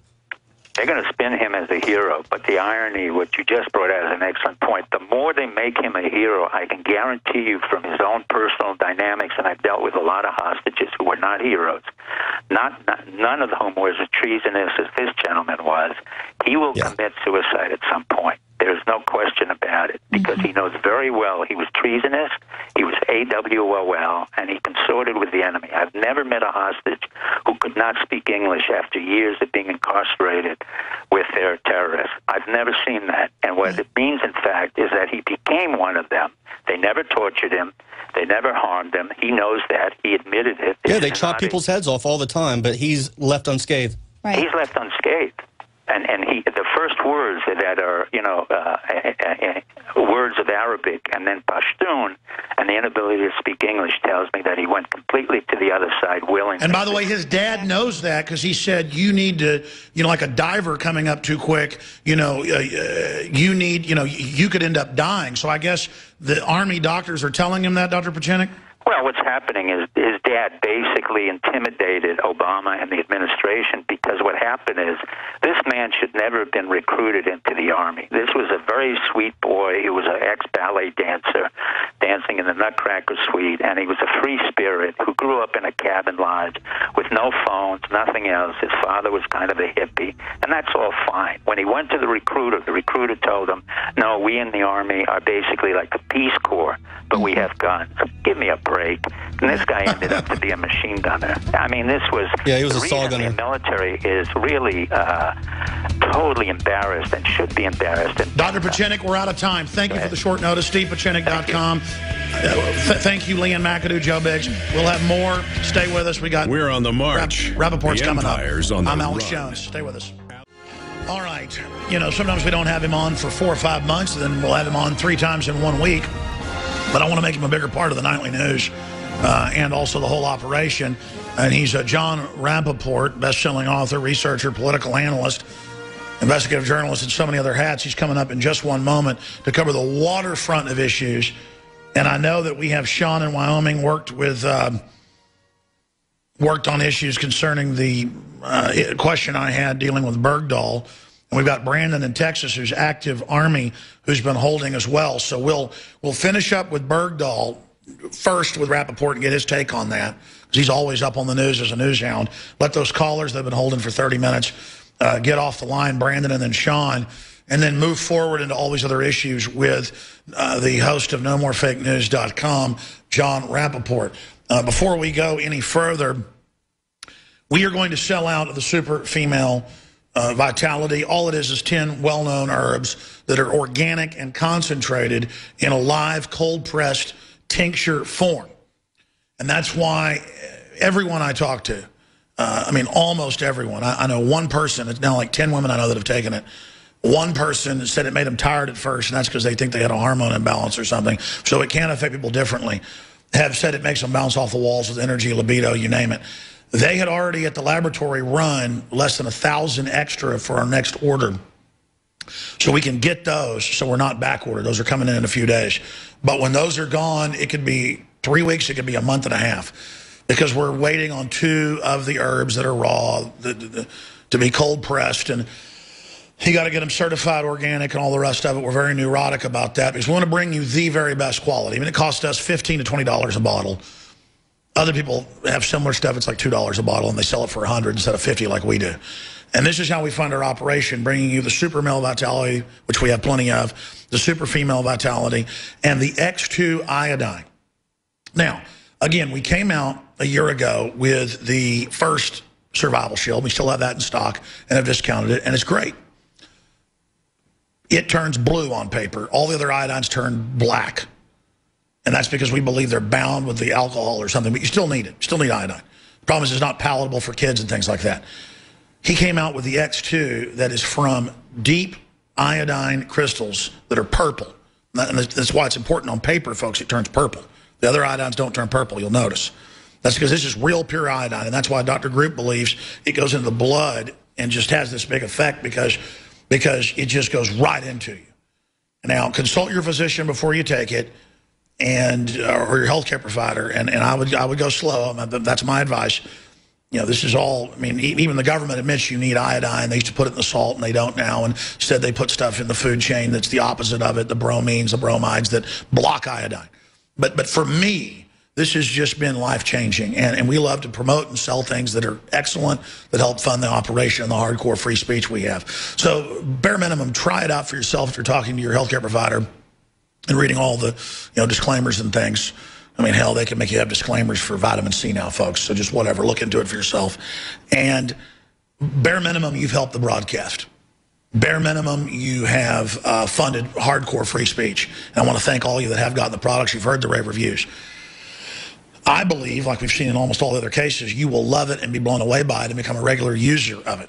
So we have the X2 Survival Shield now available at InfoWarsLife.com. That's one word, InfoWarsLife.com. Or call toll-free 888-253-3139. We also have on InfoWarsStore.com all the Pro Gun T-shirts, all the Liberty-based T-shirts, the Don't Tread on Me, the ball caps, the hunting hats, the camo hats, the Made in America bronze, George Washington 1776 belt buckles. All of it limited edition at madein1776.com. That'll just take you to the subpage that has the Made in America stuff at InfoWarsStore.com, or call toll-free 888-253-3139. And we couldn't do any of this without your support. We don't have George Soros, like the globalists have, to fund $5 billion to overthrow Ukraine. We don't have billions of stimulus money like NPR and MSNBC get and taxpayer money. We are literally sink or swim, free market, free will, free association. You decide to support us. And that's the only way I'd have it. And they haven't wrecked the country and the world to an extent yet to where we can't get the funding. So thank you. If the funding continues to come in, sometimes it's lean, sometimes it's fat. We take the fat, we put it into the operation to get more reporters, more people trained to do more. And that's what we're doing now. From Bilderberg to the FEMA camps in Virginia, to the radiation on the West Coast, to just reporters everywhere. Our great reporters like Jakari Jackson, Leanne McAdoo, Darren McBreen, Staff Sergeant Joe Biggs, just all the great reporters, like John Bound. There are so many others, Paul Watson, Steve Watson, the Kurt Nimmo, just all of them. And the video editors and the whole team. It's now over 50 people total, and you have customer service, shipping, reporters, writers, crew running the shows. Everyone is just as important as everybody else. Because let's face it, I'm the first person to not be a narcissist on a power trip. I get very excited about the people we've reached and what we've been able to do with passion and the truth. But different strokes for different folks. I come off as obnoxious. I come off as aggressive. I come off as bombastic, as interrupting on many fronts. Some people don't like me, but they'll like our other reporters. They'll like Leanne McAdoo. They'll like a Rob Dew and their perspective on the world. And our yardstick is, do you love liberty? Do you want the truth? Do you care about history? Do you care about freedom? That's the kind of reporters we want. Some of them have journalism degrees from the University of Texas like Leanne. Others have worked for, McClatchy and Scripps Howard like McBreen. Others have worked for, production for semiconductor companies like Rob Dew. Others have no formal training like yours truly. We all just bring truth and justice to the table. And we're very excited to have the whole team here. I want to take some time out to thank all of you for supporting the operation so we could build this one-of-a-kind operation. I want to thank God, number one, for the providence of taking a sinner and a weak creature like myself and the fact that I just turned my will over to liberty and was given something even greater than free will. I still have free will, but it's free will with a drive towards justice. And so I am so humble. And I'm living the American dream of liberty. There's great evil happening, but that's what animates us. That's the opposing force that tests our mettle. And so I am humble before my Creator and humble before other great lovers of liberty like John Rappoport and so many others that we have on this broadcast. John, I want to go to a few calls from Brandon and Sean and then give you the floor. In fact, I may even let you just take over the last 30 minutes to really get into whatever you want and may just step away. Not even because of time. Wild horses couldn't drag me away, but I'm getting you primed to maybe even send you some better equipment and have you host the show sometimes, just like the great David Knight does, who's out of the country with Josh Owens coming back from Bilderberg today in Copenhagen. But give us your brief take on, not too brief, on the Bo Bergdahl story, why it doesn't smell good to me. I want to see if it doesn't smell good to you. And then we're going to go to Brandon and Sean and then move on to other issues. Thanks, Alex. Absolutely. Well, I would say three things quickly. One is an operation like this to bring back this guy is aimed at demoralizing U.S. soldiers. The entire, rank and file. That's number one. That's exactly. How do you give focus to a traitor and someone who went and joined other people and then hold that up? It's meant to make us all feel bad. See, I hadn't gone with that angle. You hit it. Go ahead. Expand on that. Right. That's the idea. The guy is AWOL. He deserts whatever. And all of a sudden, this tremendous deal is made to return these Taliban chiefs in return, for this guy. And so what do the soldiers start thinking? Well, what are we doing over here in Afghanistan? We're dying, we're getting wounded, we're serving multiple tours to capture and kill these Taliban people. And all of a sudden, a few of the major ones are free. And this guy who walked away, a U.S. soldier, he's returned to the United States. So that immediately puts a total cold blanket on the whole rank and file of the U.S. Army. And then number two, of course, it distracts everybody from the enormous VA scandal. the enormous and growing VA scandal that we haven't even begun to scratch the surface on, believe me. I mean, as huge as the implications are so far, that's nothing to compare to what's going to be dug up on this by people that are really looking. So this, glosses all of that over. Oh, the commander-in-chief did a great thing and this and that, and it's promoted by all the talking points from the White House on the Sunday talk shows, etc. And then the final and third thing that I would say, and yes, this is speculation, but who knows? Maybe this guy, this U.S. soldier that was just returned, suppose, for example, he was actually getting ready to talk in public. Not because somebody had brainwashed him. Who knows? I don't know who this guy actually is. But just suppose that he wants to go public and talk about what's happened in the war over there. And the U.S. intelligence community got wind of it. Wouldn't that be incredible? And they say to the Akani network, you grab him, you give him back, we'll give you who you want. Now they have him locked down at a hospital. Exactly. And never to be seen again. Boom. End of story. Could very well be. I think we've hit all the angles. on that. Let's take a call from Brandon and then Sean. Brandon is active Army. Thank you for holding. Brandon, what's your take on this whole thing? Yeah, I think we need to go back to the difference in stories between whether or not this guy walked off the fob or whether or not he fell behind on a patrol. If he walked off that fob, the soldiers around him would have, say he just dropped all his gear and his weapon. His platoon sergeant would have had to check that back in, his TA-50 and his weapon. Now, I think that we have to look at that first. I mean, there's a paper trail there. There's always a paper trail whenever. So you're saying the hobbits at the base, as they're called, would have actually checked all that and had a record. Well, that's what CNN is saying, is that, oh my gosh, people at the base are saying he walked off. But there'd be proof. Right. So another thing, I don't see how he could have possibly fell behind on a patrol. Any squad leader worth his salt's never going to let anybody out of sight. I mean, accountability is a huge thing in the military. I'm just not buying it. I think it's more likely. Well, continue. I was interrupting you. Going back to this forward base and describing how security works on those. Well, there's the only way he could have walked off that fob was if he was on an ECP, which is the entry control point. There would have been several people seen him do it. Yeah, they could have been told to lie or whatever about it, but most of the time they don't cover all their bases. There's going to be a paper trail, and if he fell behind on a patrol and got picked up out in the middle of nowhere, then his weapon and TA-50 would be missing, which TA-50 is what, your gear you carry. So I'm hearing two different stories on that, and I think if we get to the bottom of that, we'll find out a lot more about what this guy really is. Personally, I think he was a traitor to begin with. What do other people around you think? Same thing. That's the conclusion that we've pretty much all come to. I don't know anybody that knows him personally, but it's just not. It's not passing the smell test with any of us. Why would Obama then do this and release 5 of these really bad guys and then, at the same time build this guy up like a hero? I mean, doesn't Obama know that'll blow up in his face? He just doesn't care. I don't think he cares. I think he's just helping his buddies out. That's it, bottom line.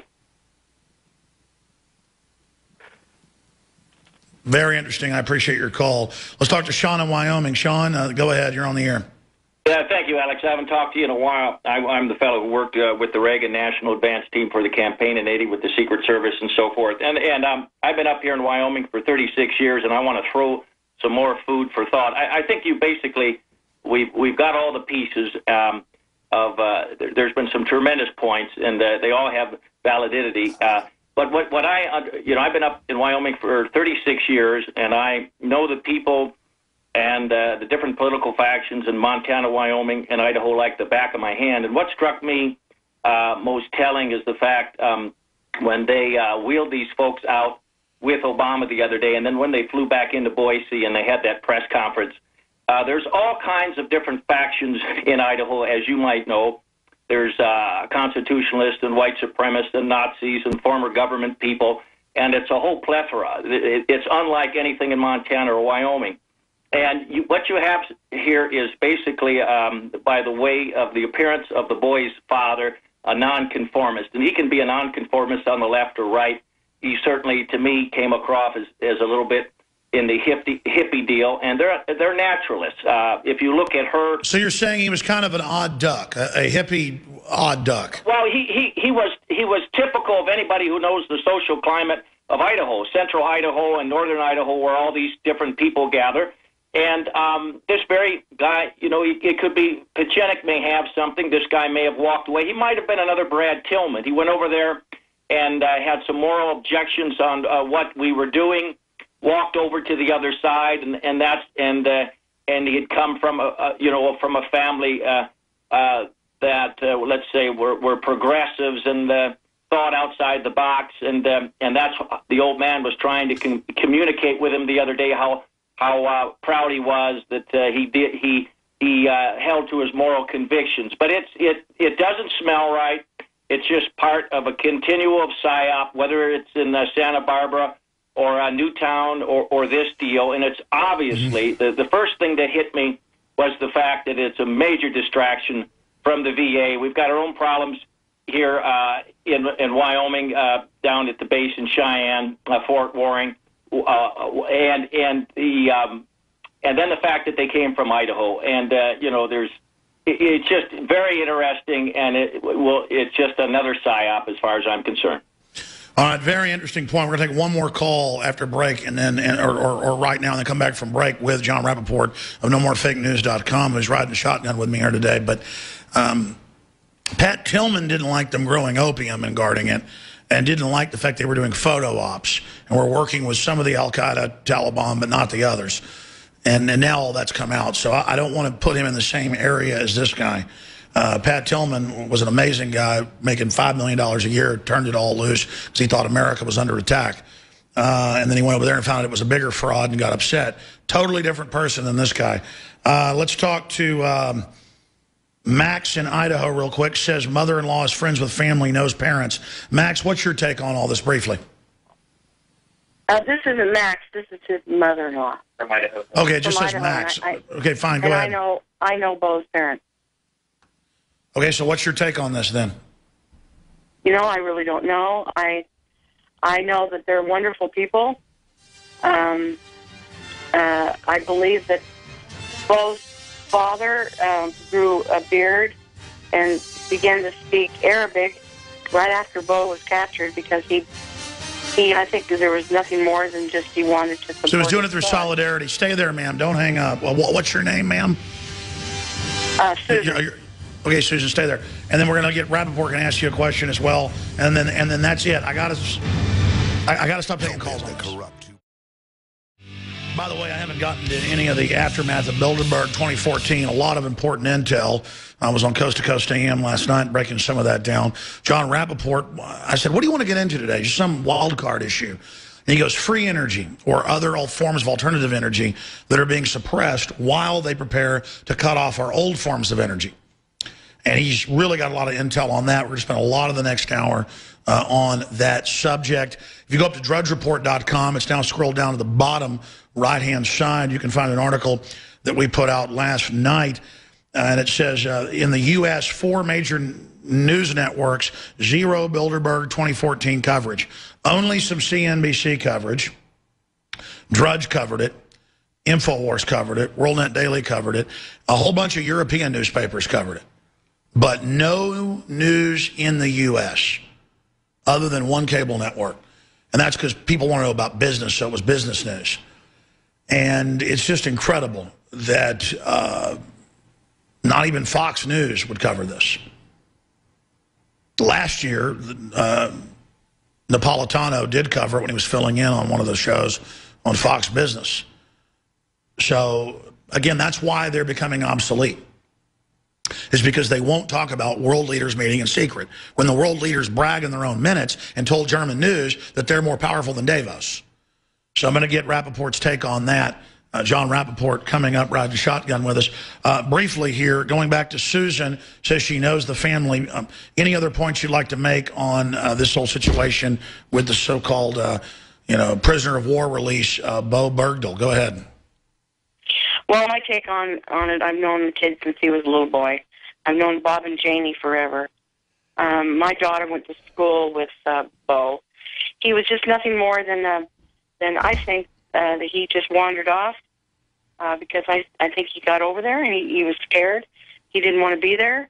I think it was very innocent.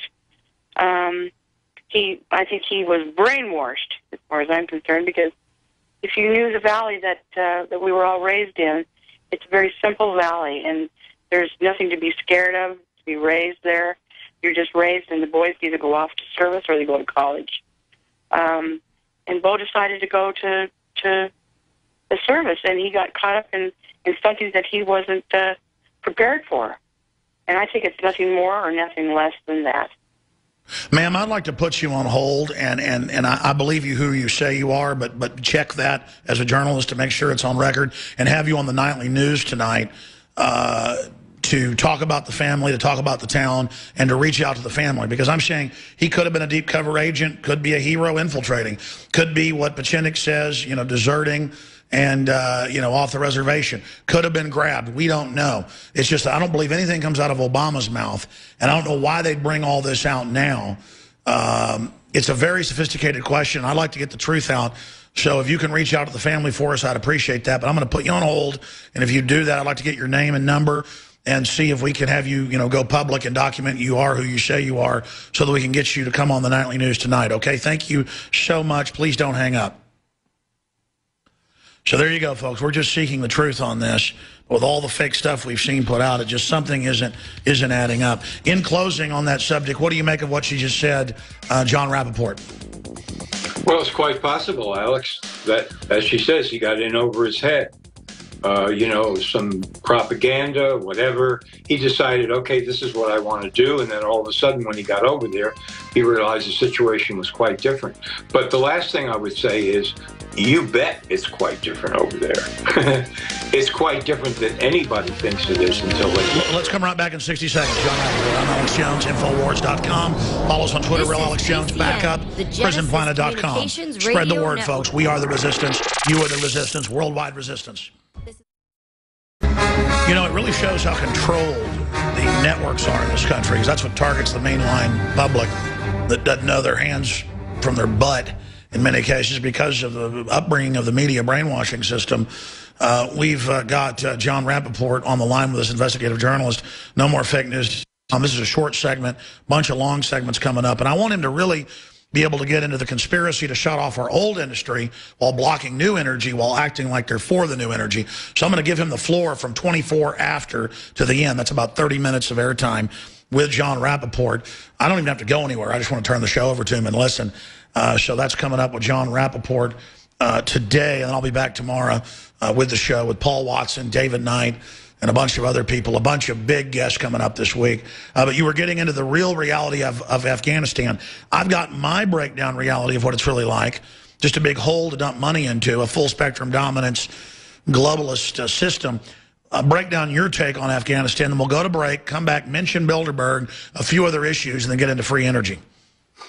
No question about it. It's, as you say, a full-spectrum dominance operation. It's also drugs. It's also, a rise in the poppies, lots more poppies growing since we went over there. The opium is flowing. The opium has to be kept flowing. There's a long-standing project to build an oil pipeline through there. There's all kinds of military, geopolitical, economic reasons we're over there. And then, of course, you've got the rules of engagement, which would drive anybody crazy. Do you have to call back to get permission to kill somebody in case you don't know who they are and they might have a gun and they're ready to kill you, and you're going to do 2 or 3 tours like this? I mean, the whole idea that, yes, we're over there, we're an army, we're not just an intelligence group, but we're an army, we're killing people, this is a war, but we can only kill certain people a certain amount of the time, and we're helping other people build villages and so forth, all at the same time. This is not what an army does.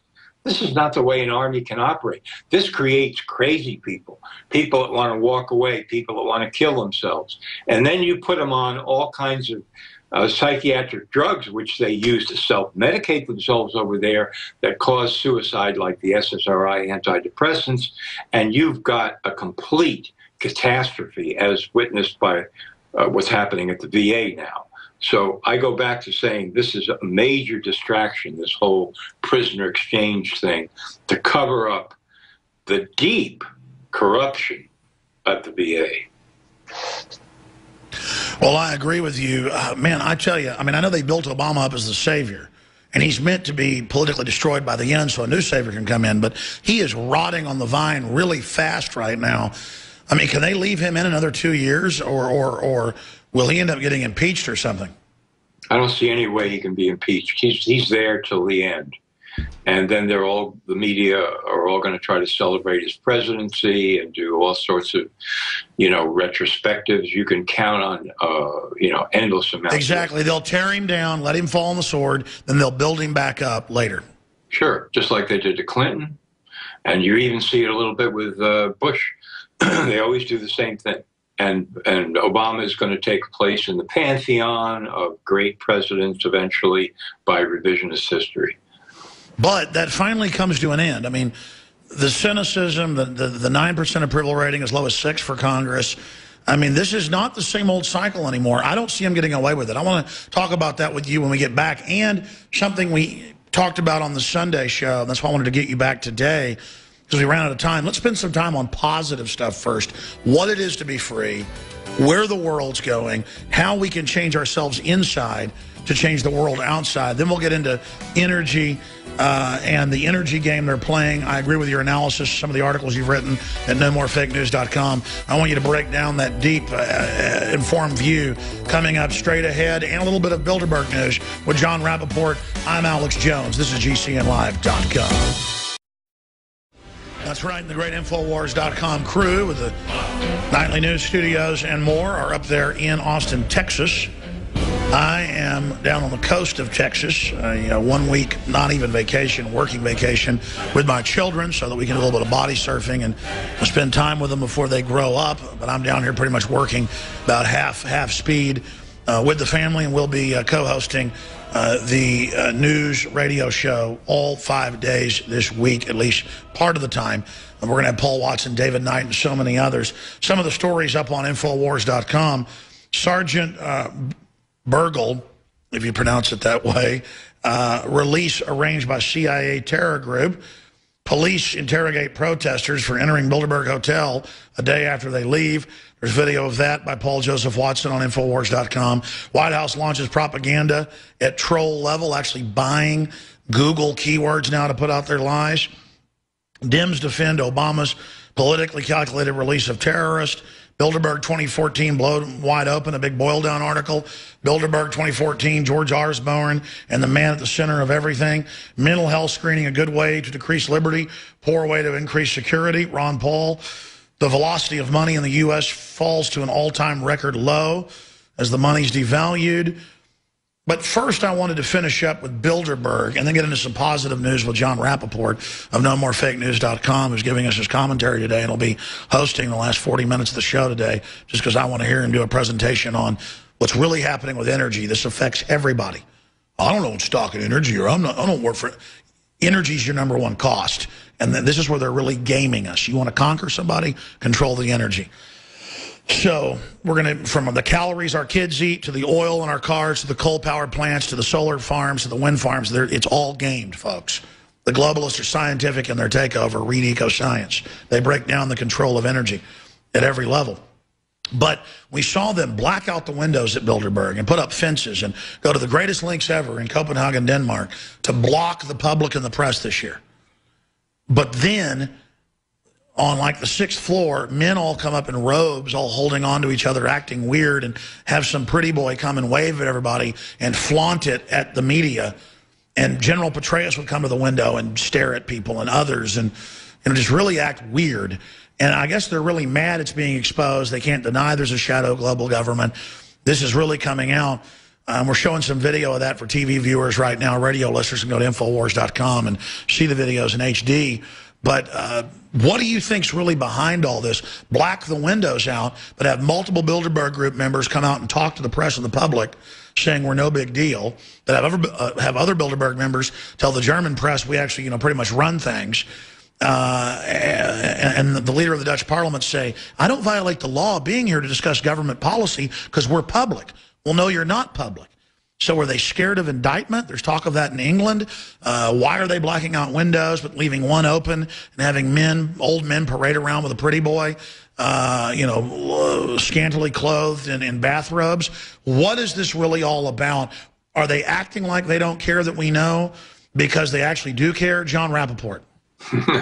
It's a complicated situation, but point number one is I think they have to make a pretense that this is now public, because it is, because it's been exposed. So they can't go around anymore saying secret Bilderberg, because everybody knows about it now, or, I mean, through Infowars and other alternative media, people realize it. So they have to make a pretense of saying they're public, otherwise they could be indicted. They could be indicted for doing national government business as an international secret society, which they are. So on the one hand, they've got to now sort of give the impression, hey, we're trying to conceal anything. Here we are, you know, and we'll have a conversation with you and so on and so forth.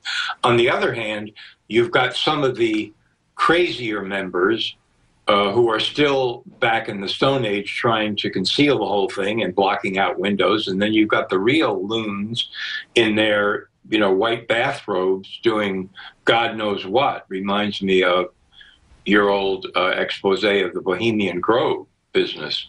I mean, so I think you've got several different factions there operating at the same time, giving a contradictory appearance. But the main thrust here is, I think they finally decided that they have to now pretend that they're out in the open so that they can avoid criminal prosecution. Because, I mean, you can't, no nation's laws permit government people to go to in a secret international conference and make policy decisions outside their own government. I mean, they put you in prison for that if they catch you or if they want to catch you.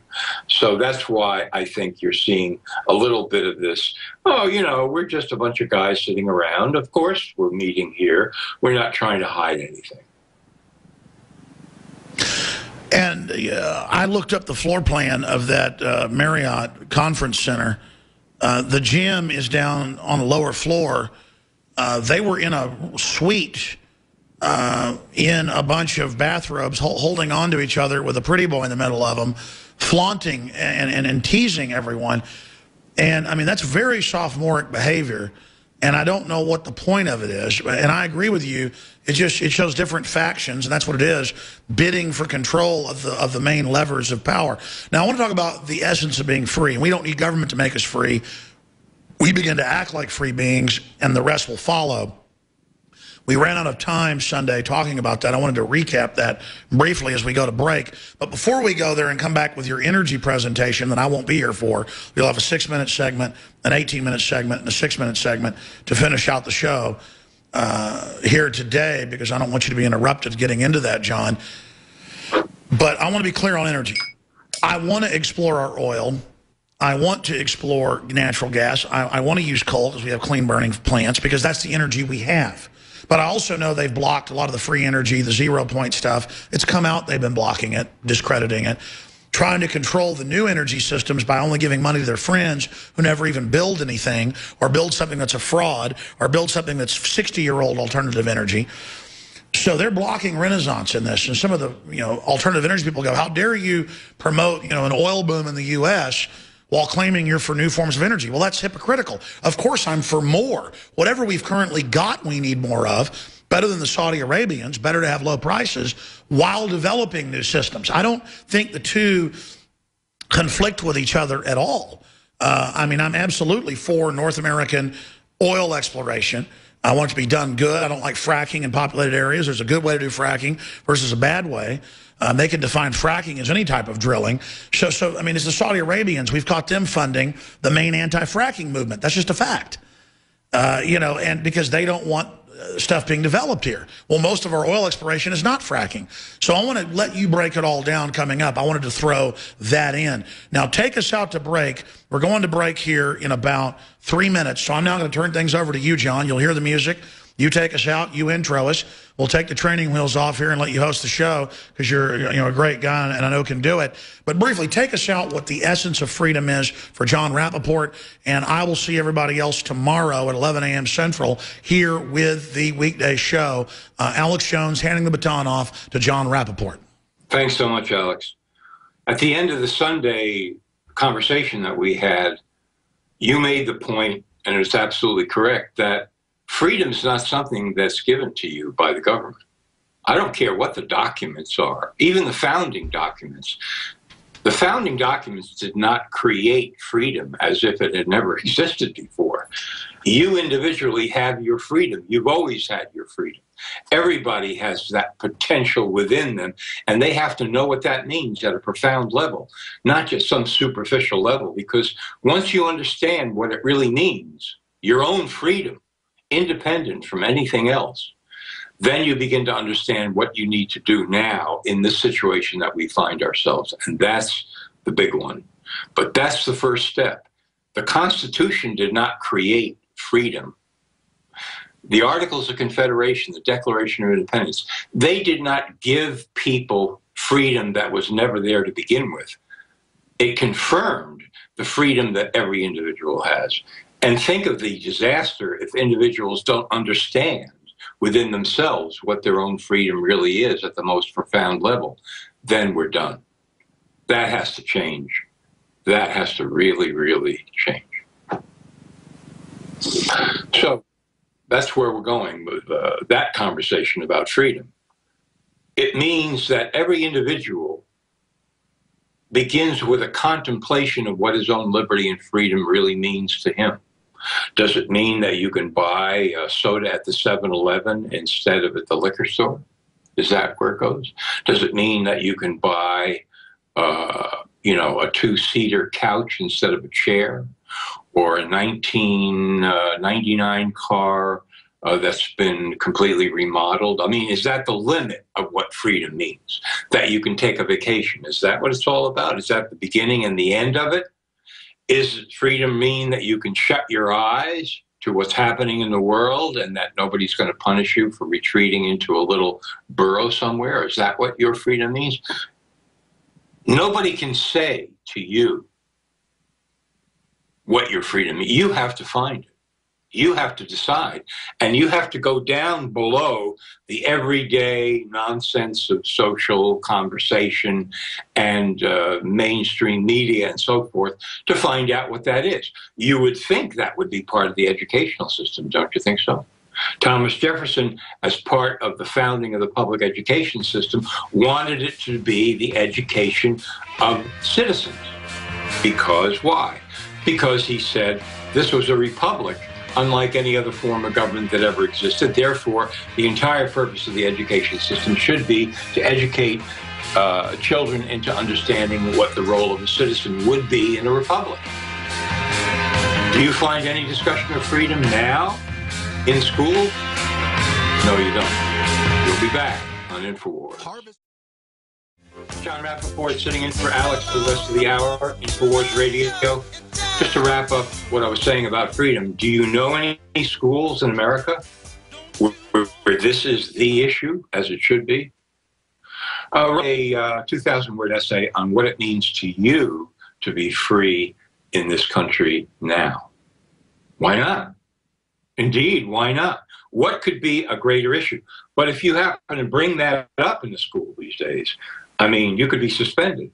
Who knows what would happen? Individual freedom in an elementary school, in a high school, in a college, university, you could be stoned. I mean, this is verboten. You cannot bring up this subject. This is not a subject for discussion, much less assignment in classes. Professor gets up at the beginning of a class in college and says, The most important thing you can learn about in college is your individual freedom, and that's what we're going to focus on in this class in philosophy of Ubla-D, whatever. That guy's on a short leash from that moment on, that teacher. His career is going to be sidetracked if he persists in that. And yet, that's the basis of the country. That's what the Constitution was, Declaration of Independence. What happened? Complete overthrow. That's what happened. But that doesn't stop you as an individual from doing that work.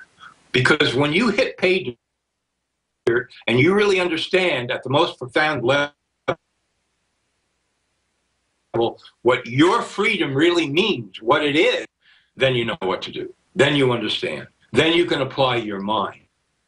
Not to some harebrained scheme, but to something that's going to contribute to turning this whole massive fascist oligarchy around. Okay. Energy.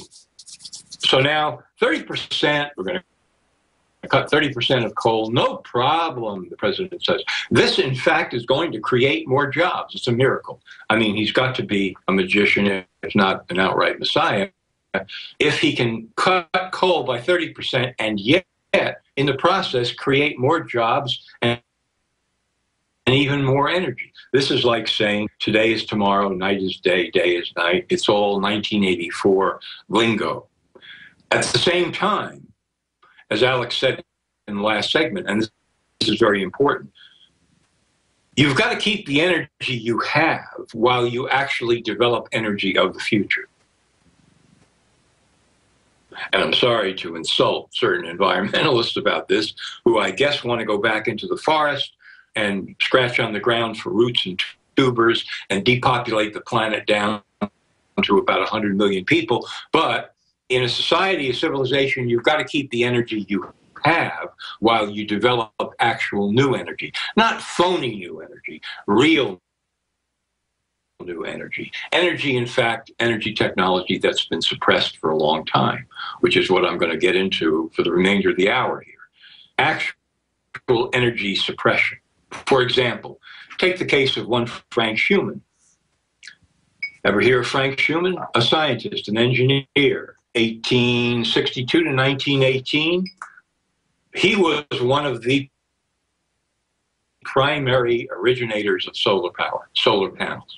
He discovered a way to transfer solar energy into pipes within panels. And in fact, he built a factory in Egypt, which apparently runs to this present day, based entirely on solar in Mahdi. Pumps out 6,000 gallons of water, this solar energy engine, per minute, 6,000 gallons per minute to cotton fields along the Nile. That's real. That's pretty good. That was back in the earliest days of the 20th century that this happened. This was the real technology back then. This had real legs. This could be utilized, in fact, was utilized, if you look at old photographs of Los Angeles all the way along the line in the early teens of the 20th century. You could see solar panels on all the houses until the oil boom hit, and it became obvious that this could be a monopoly for the few. I mean, we may not be able to control the sun, boys, because everybody's got access to it, but we can certainly control the oil. So what we have to do is destroy, suppress, defame, propagandize against all other forms of phony, baloney energy and say it's all about oil, it always was and it always will be. And you still, to this day, hear propagandists with that line whenever anybody really seriously brings up alternative energy. I'm not talking about Obama or Bush or Clinton alternative energy. I'm talking about the real things, which is a separate issue, quite apart from these phony schemes to create what looks like alternative energy when it actually isn't. We're going out here at the bottom of the hour. I'm sitting in for Alex Jones. This is John Rappoport, and we will be back after this break. This is John Rappoport sitting in for Alex Jones for the rest of the hour. I just want to mention the tremendous work that all the crew at InfoWars do. I mean, Because I've been a reporter for 30 years, I understand how operations work.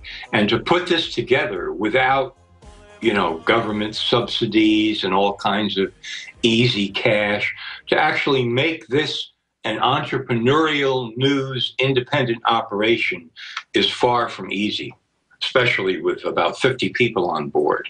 The reporters and the crew do a great job, and they finance this whole operation on the basis of the products that they tell you about, that you buy, that are the best products they can possibly bring to you, that you will find at InfoWarsLife.com, which is the store. Especially two new products, X2, which is the nascent iodine, and Super Female Vitality. Those are two of the newest products in the store. I urge you to look into this. Go to InfoWarsLife.com, the store, and support the crew at InfoWars and get yourself access to unique products at the same time. Okay? Okay. Make sure you do that. We're getting back to energy. And of course, those products are about energy. Energy is everywhere. How much energy do you have today? Can you last? Can you get through the day? How many cups of coffee do you need? How many Red Bulls? Everybody is involved with energy on some level, whether it's personal energy, energy to run their machines, their devices, their cars, their houses, their offices, places of business. The society, the civilization runs on energy. So what's the problem? Well, we don't have a problem with that. The problem is that the people who control this planet, the elites, they want to dominate the energy. Monopoly, cartel, that's what we're talking about. And oil is the perfect mechanism for this to do. And they can foment wars in the Middle East, where a lot of the oil is. And they can make oil seem scarcer. And they can raise the price. And they can manipulate the price up and down because they control the basic energy commodity of the planet. In their view, which they are promoting to you, to everybody. This is what we have, folks. We have oil. That's all we have. There's nothing else, really. If we give up the oil, we're all going to go into the darkness and the chaos, which is a complete lie, because there have been many suppressed energy technologies, not the woo-woo fairy tale, I put a crystal on the mantle and looked at it and suddenly my car started driving down the street. I'm not talking about that. I'm talking about Frank Schumann that I spoke about in the last segment. This was a guy an engineer who pioneered engines that ran on solar in the beginning of the 20th century. What happened to that? That was an existing, workable, useful, dramatic breakthrough technology right then and there at the beginning of the 20th century. 1913 started pumping 6,000 gallons of water per minute through that solar energy off of the Nile into cotton fields in Egypt. You would think somebody would get a clue from that, revolutionize it. Let me tell you about something really extraordinary. Passamaquoddy. Passamaquoddy. The Maine, state of Maine, Passamaquoddy tidal basin project that JFK was obsessively interested in since his days as a U.S. Senator. We're talking in the late 1950s.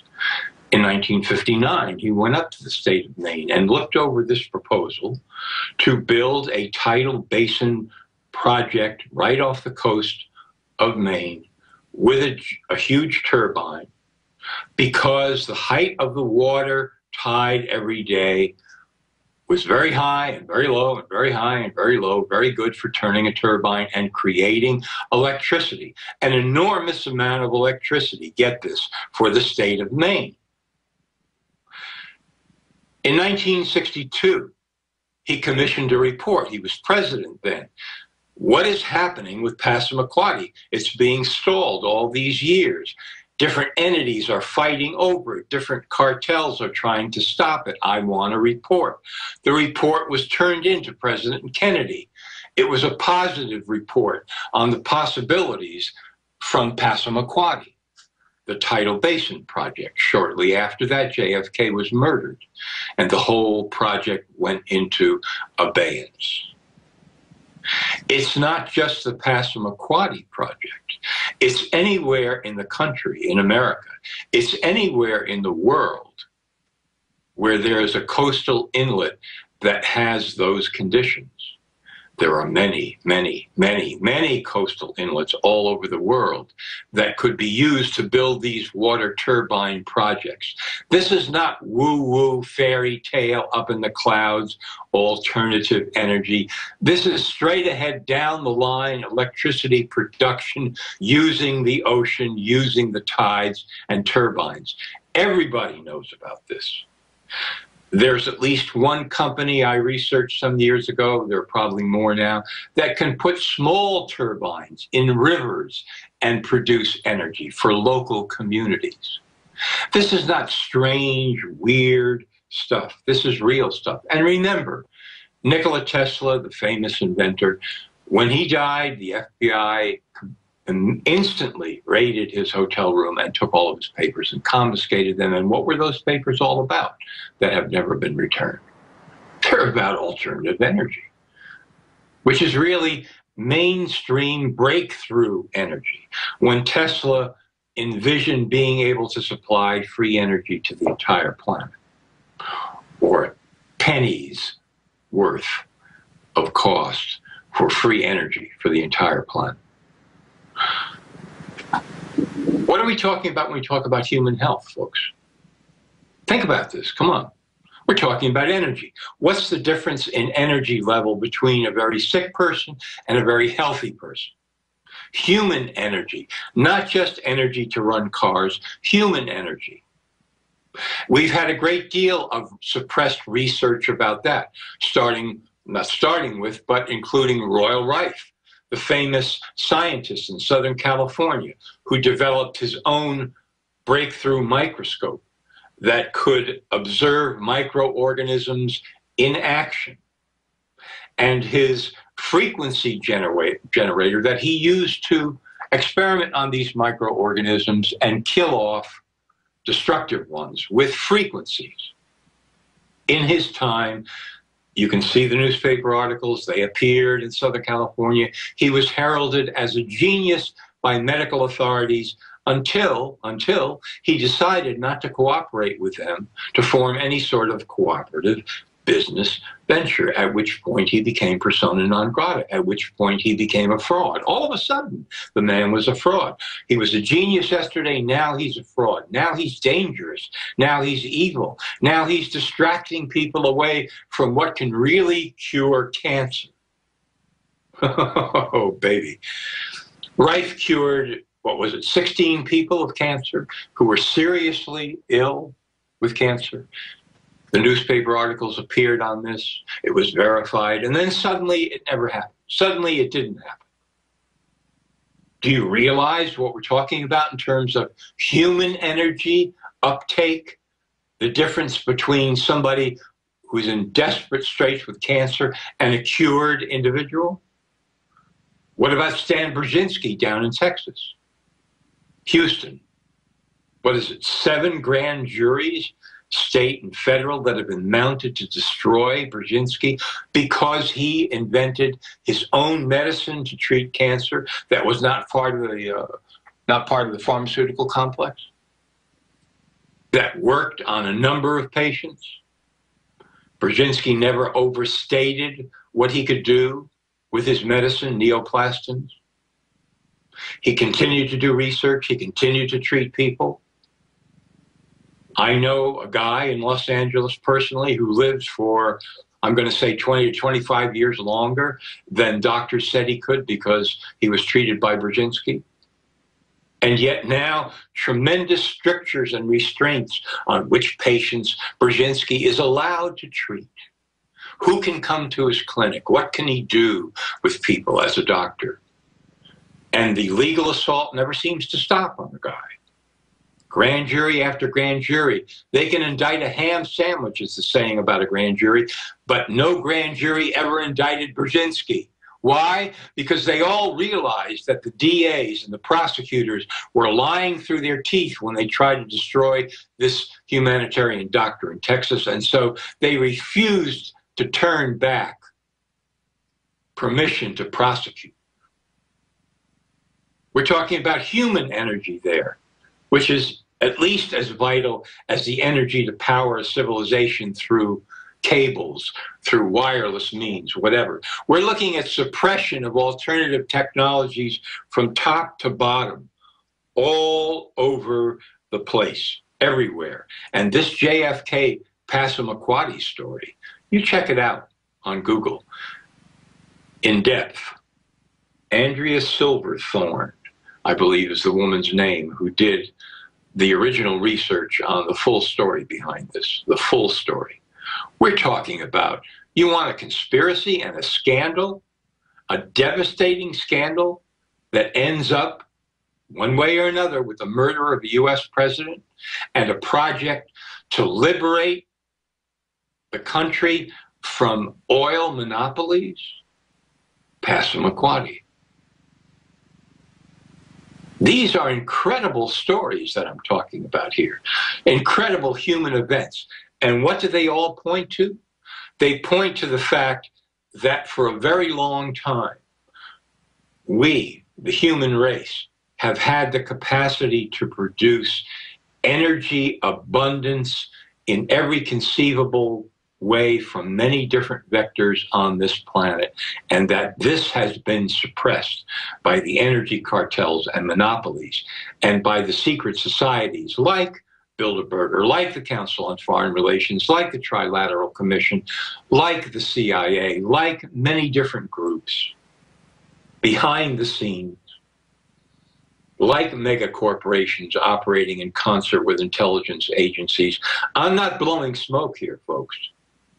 Abundance is a viable principle that exists now for everybody on the planet, through the means that have been discovered and invented and then suppressed. Suppressed to create the scarcity that we now face. The artificial money scarcity, the artificial job destruction, the artificial health destruction through the practice of toxic modern medicine, the artificial destruction of different avenues of energy from solar and ocean to more sophisticated means, as in the case of Tesla. The destruction of all of that by their suppression, so that you and I and everybody else are now living in an artificially created world. That's the reality that has been imposed upon us. And thousands and hundreds of thousands of lying, deceiving scum, propagandists, public pundits, fake scientists have cooperated, have sold their souls to prop up the idea that we are living in a world on a planet of extreme scarcity, and it's tooth for tooth, claw against claw all the way, when that has not been the case for a very long time. This is the secret in the temple of the monopolies. This is what they are concealing. And in the field of energy, it's absolutely monstrous. And there are many more energy breakthroughs that I could mention here, but I wanted to focus on a few to set you exploring, to set you finding out for yourself. This is the case. When you drive your car to the pump and you look at the price, you're not just looking at the manipulated money price of oil, you're looking at a far greater manipulation. You're looking at the destruction of societies and civilizations based on this premise that oil is all we've got, folks. Oil is all we'll ever have. And to assure you once again, I'm not with the people who say, well, we have to shut down all the oil, and while we're at it, all the coal, and shut down everything. Because I want to go out into the forest and crawl along the floor and eat roots and tubers and live in a tree. That's not my goal in life. I'm not talking about that. I'm talking about the fact that we keep the energy avenues open that we have now, and we actually let in the door the suppressed technologies, which by now would have obviated our need for oil. It would have been done as it was supposed to be done, you see. It's not depopulate the planet, let's go back to living in trees and let the few barons of the estate run the entire earth. That's not the picture. That was never a sane picture for anybody. Only the lunatics running the asylum thought that was a good idea and still think it is. No. In the natural scheme of things, by the early part of the 20th century, oil would have started to be overtaken. It would have happened. And the technologies that Tesla and others developed would have by now overtaken oil, and we would be living in a different world where every human would have access to energy. Every human, minus nobody, would have access to all the energy they need if these technologies had not been suppressed. No question about it. Ditto for the field of healing.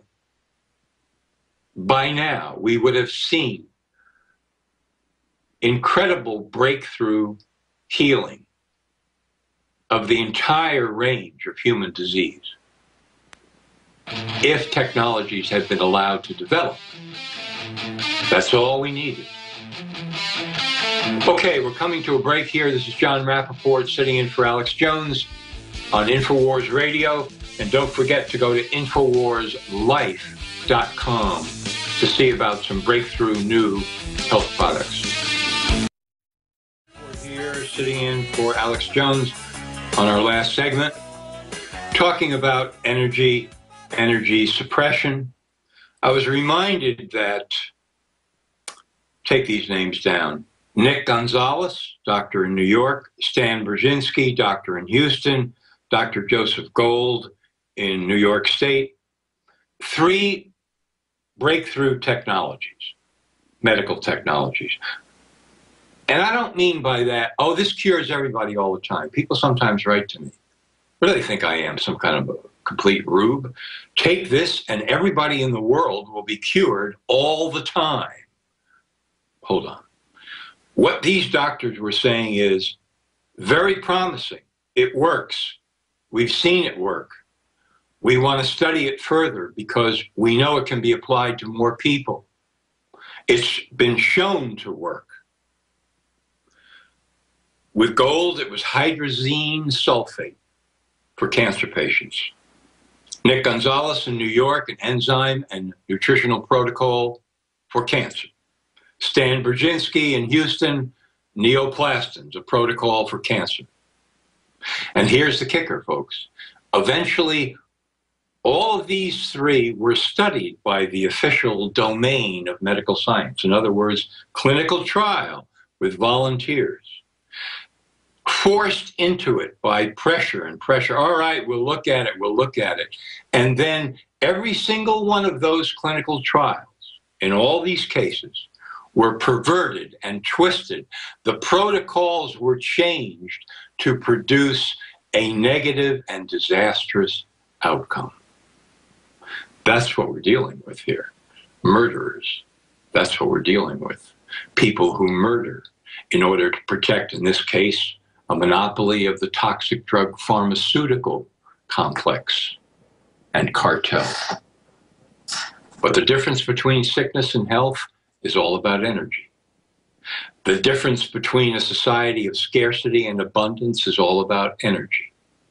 And if you want to talk about free energy, what it really means is not just energy out of nowhere. It means actual energy delivered for free or for pennies to everybody on the planet. Yes, it can be sold. Of course it can be sold. It doesn't have to be sold at any kind of a high price. It can be sold for pennies to everybody, in which case whoever is producing this technology, however many companies, are all making a nice profit. Nobody's suffering. Everybody's having an abundance of energy. We have to liberate this fact about where the world is now. We have to liberate these technologies and more technologies that will give us the abundance that we need in terms of human energy and the energy to run civilization.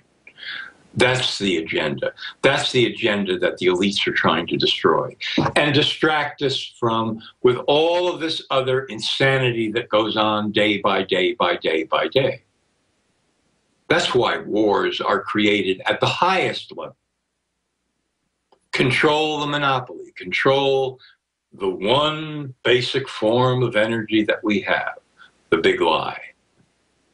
Distract everybody, give them all kinds of high-flying idealistic reasons for war and destroying each other.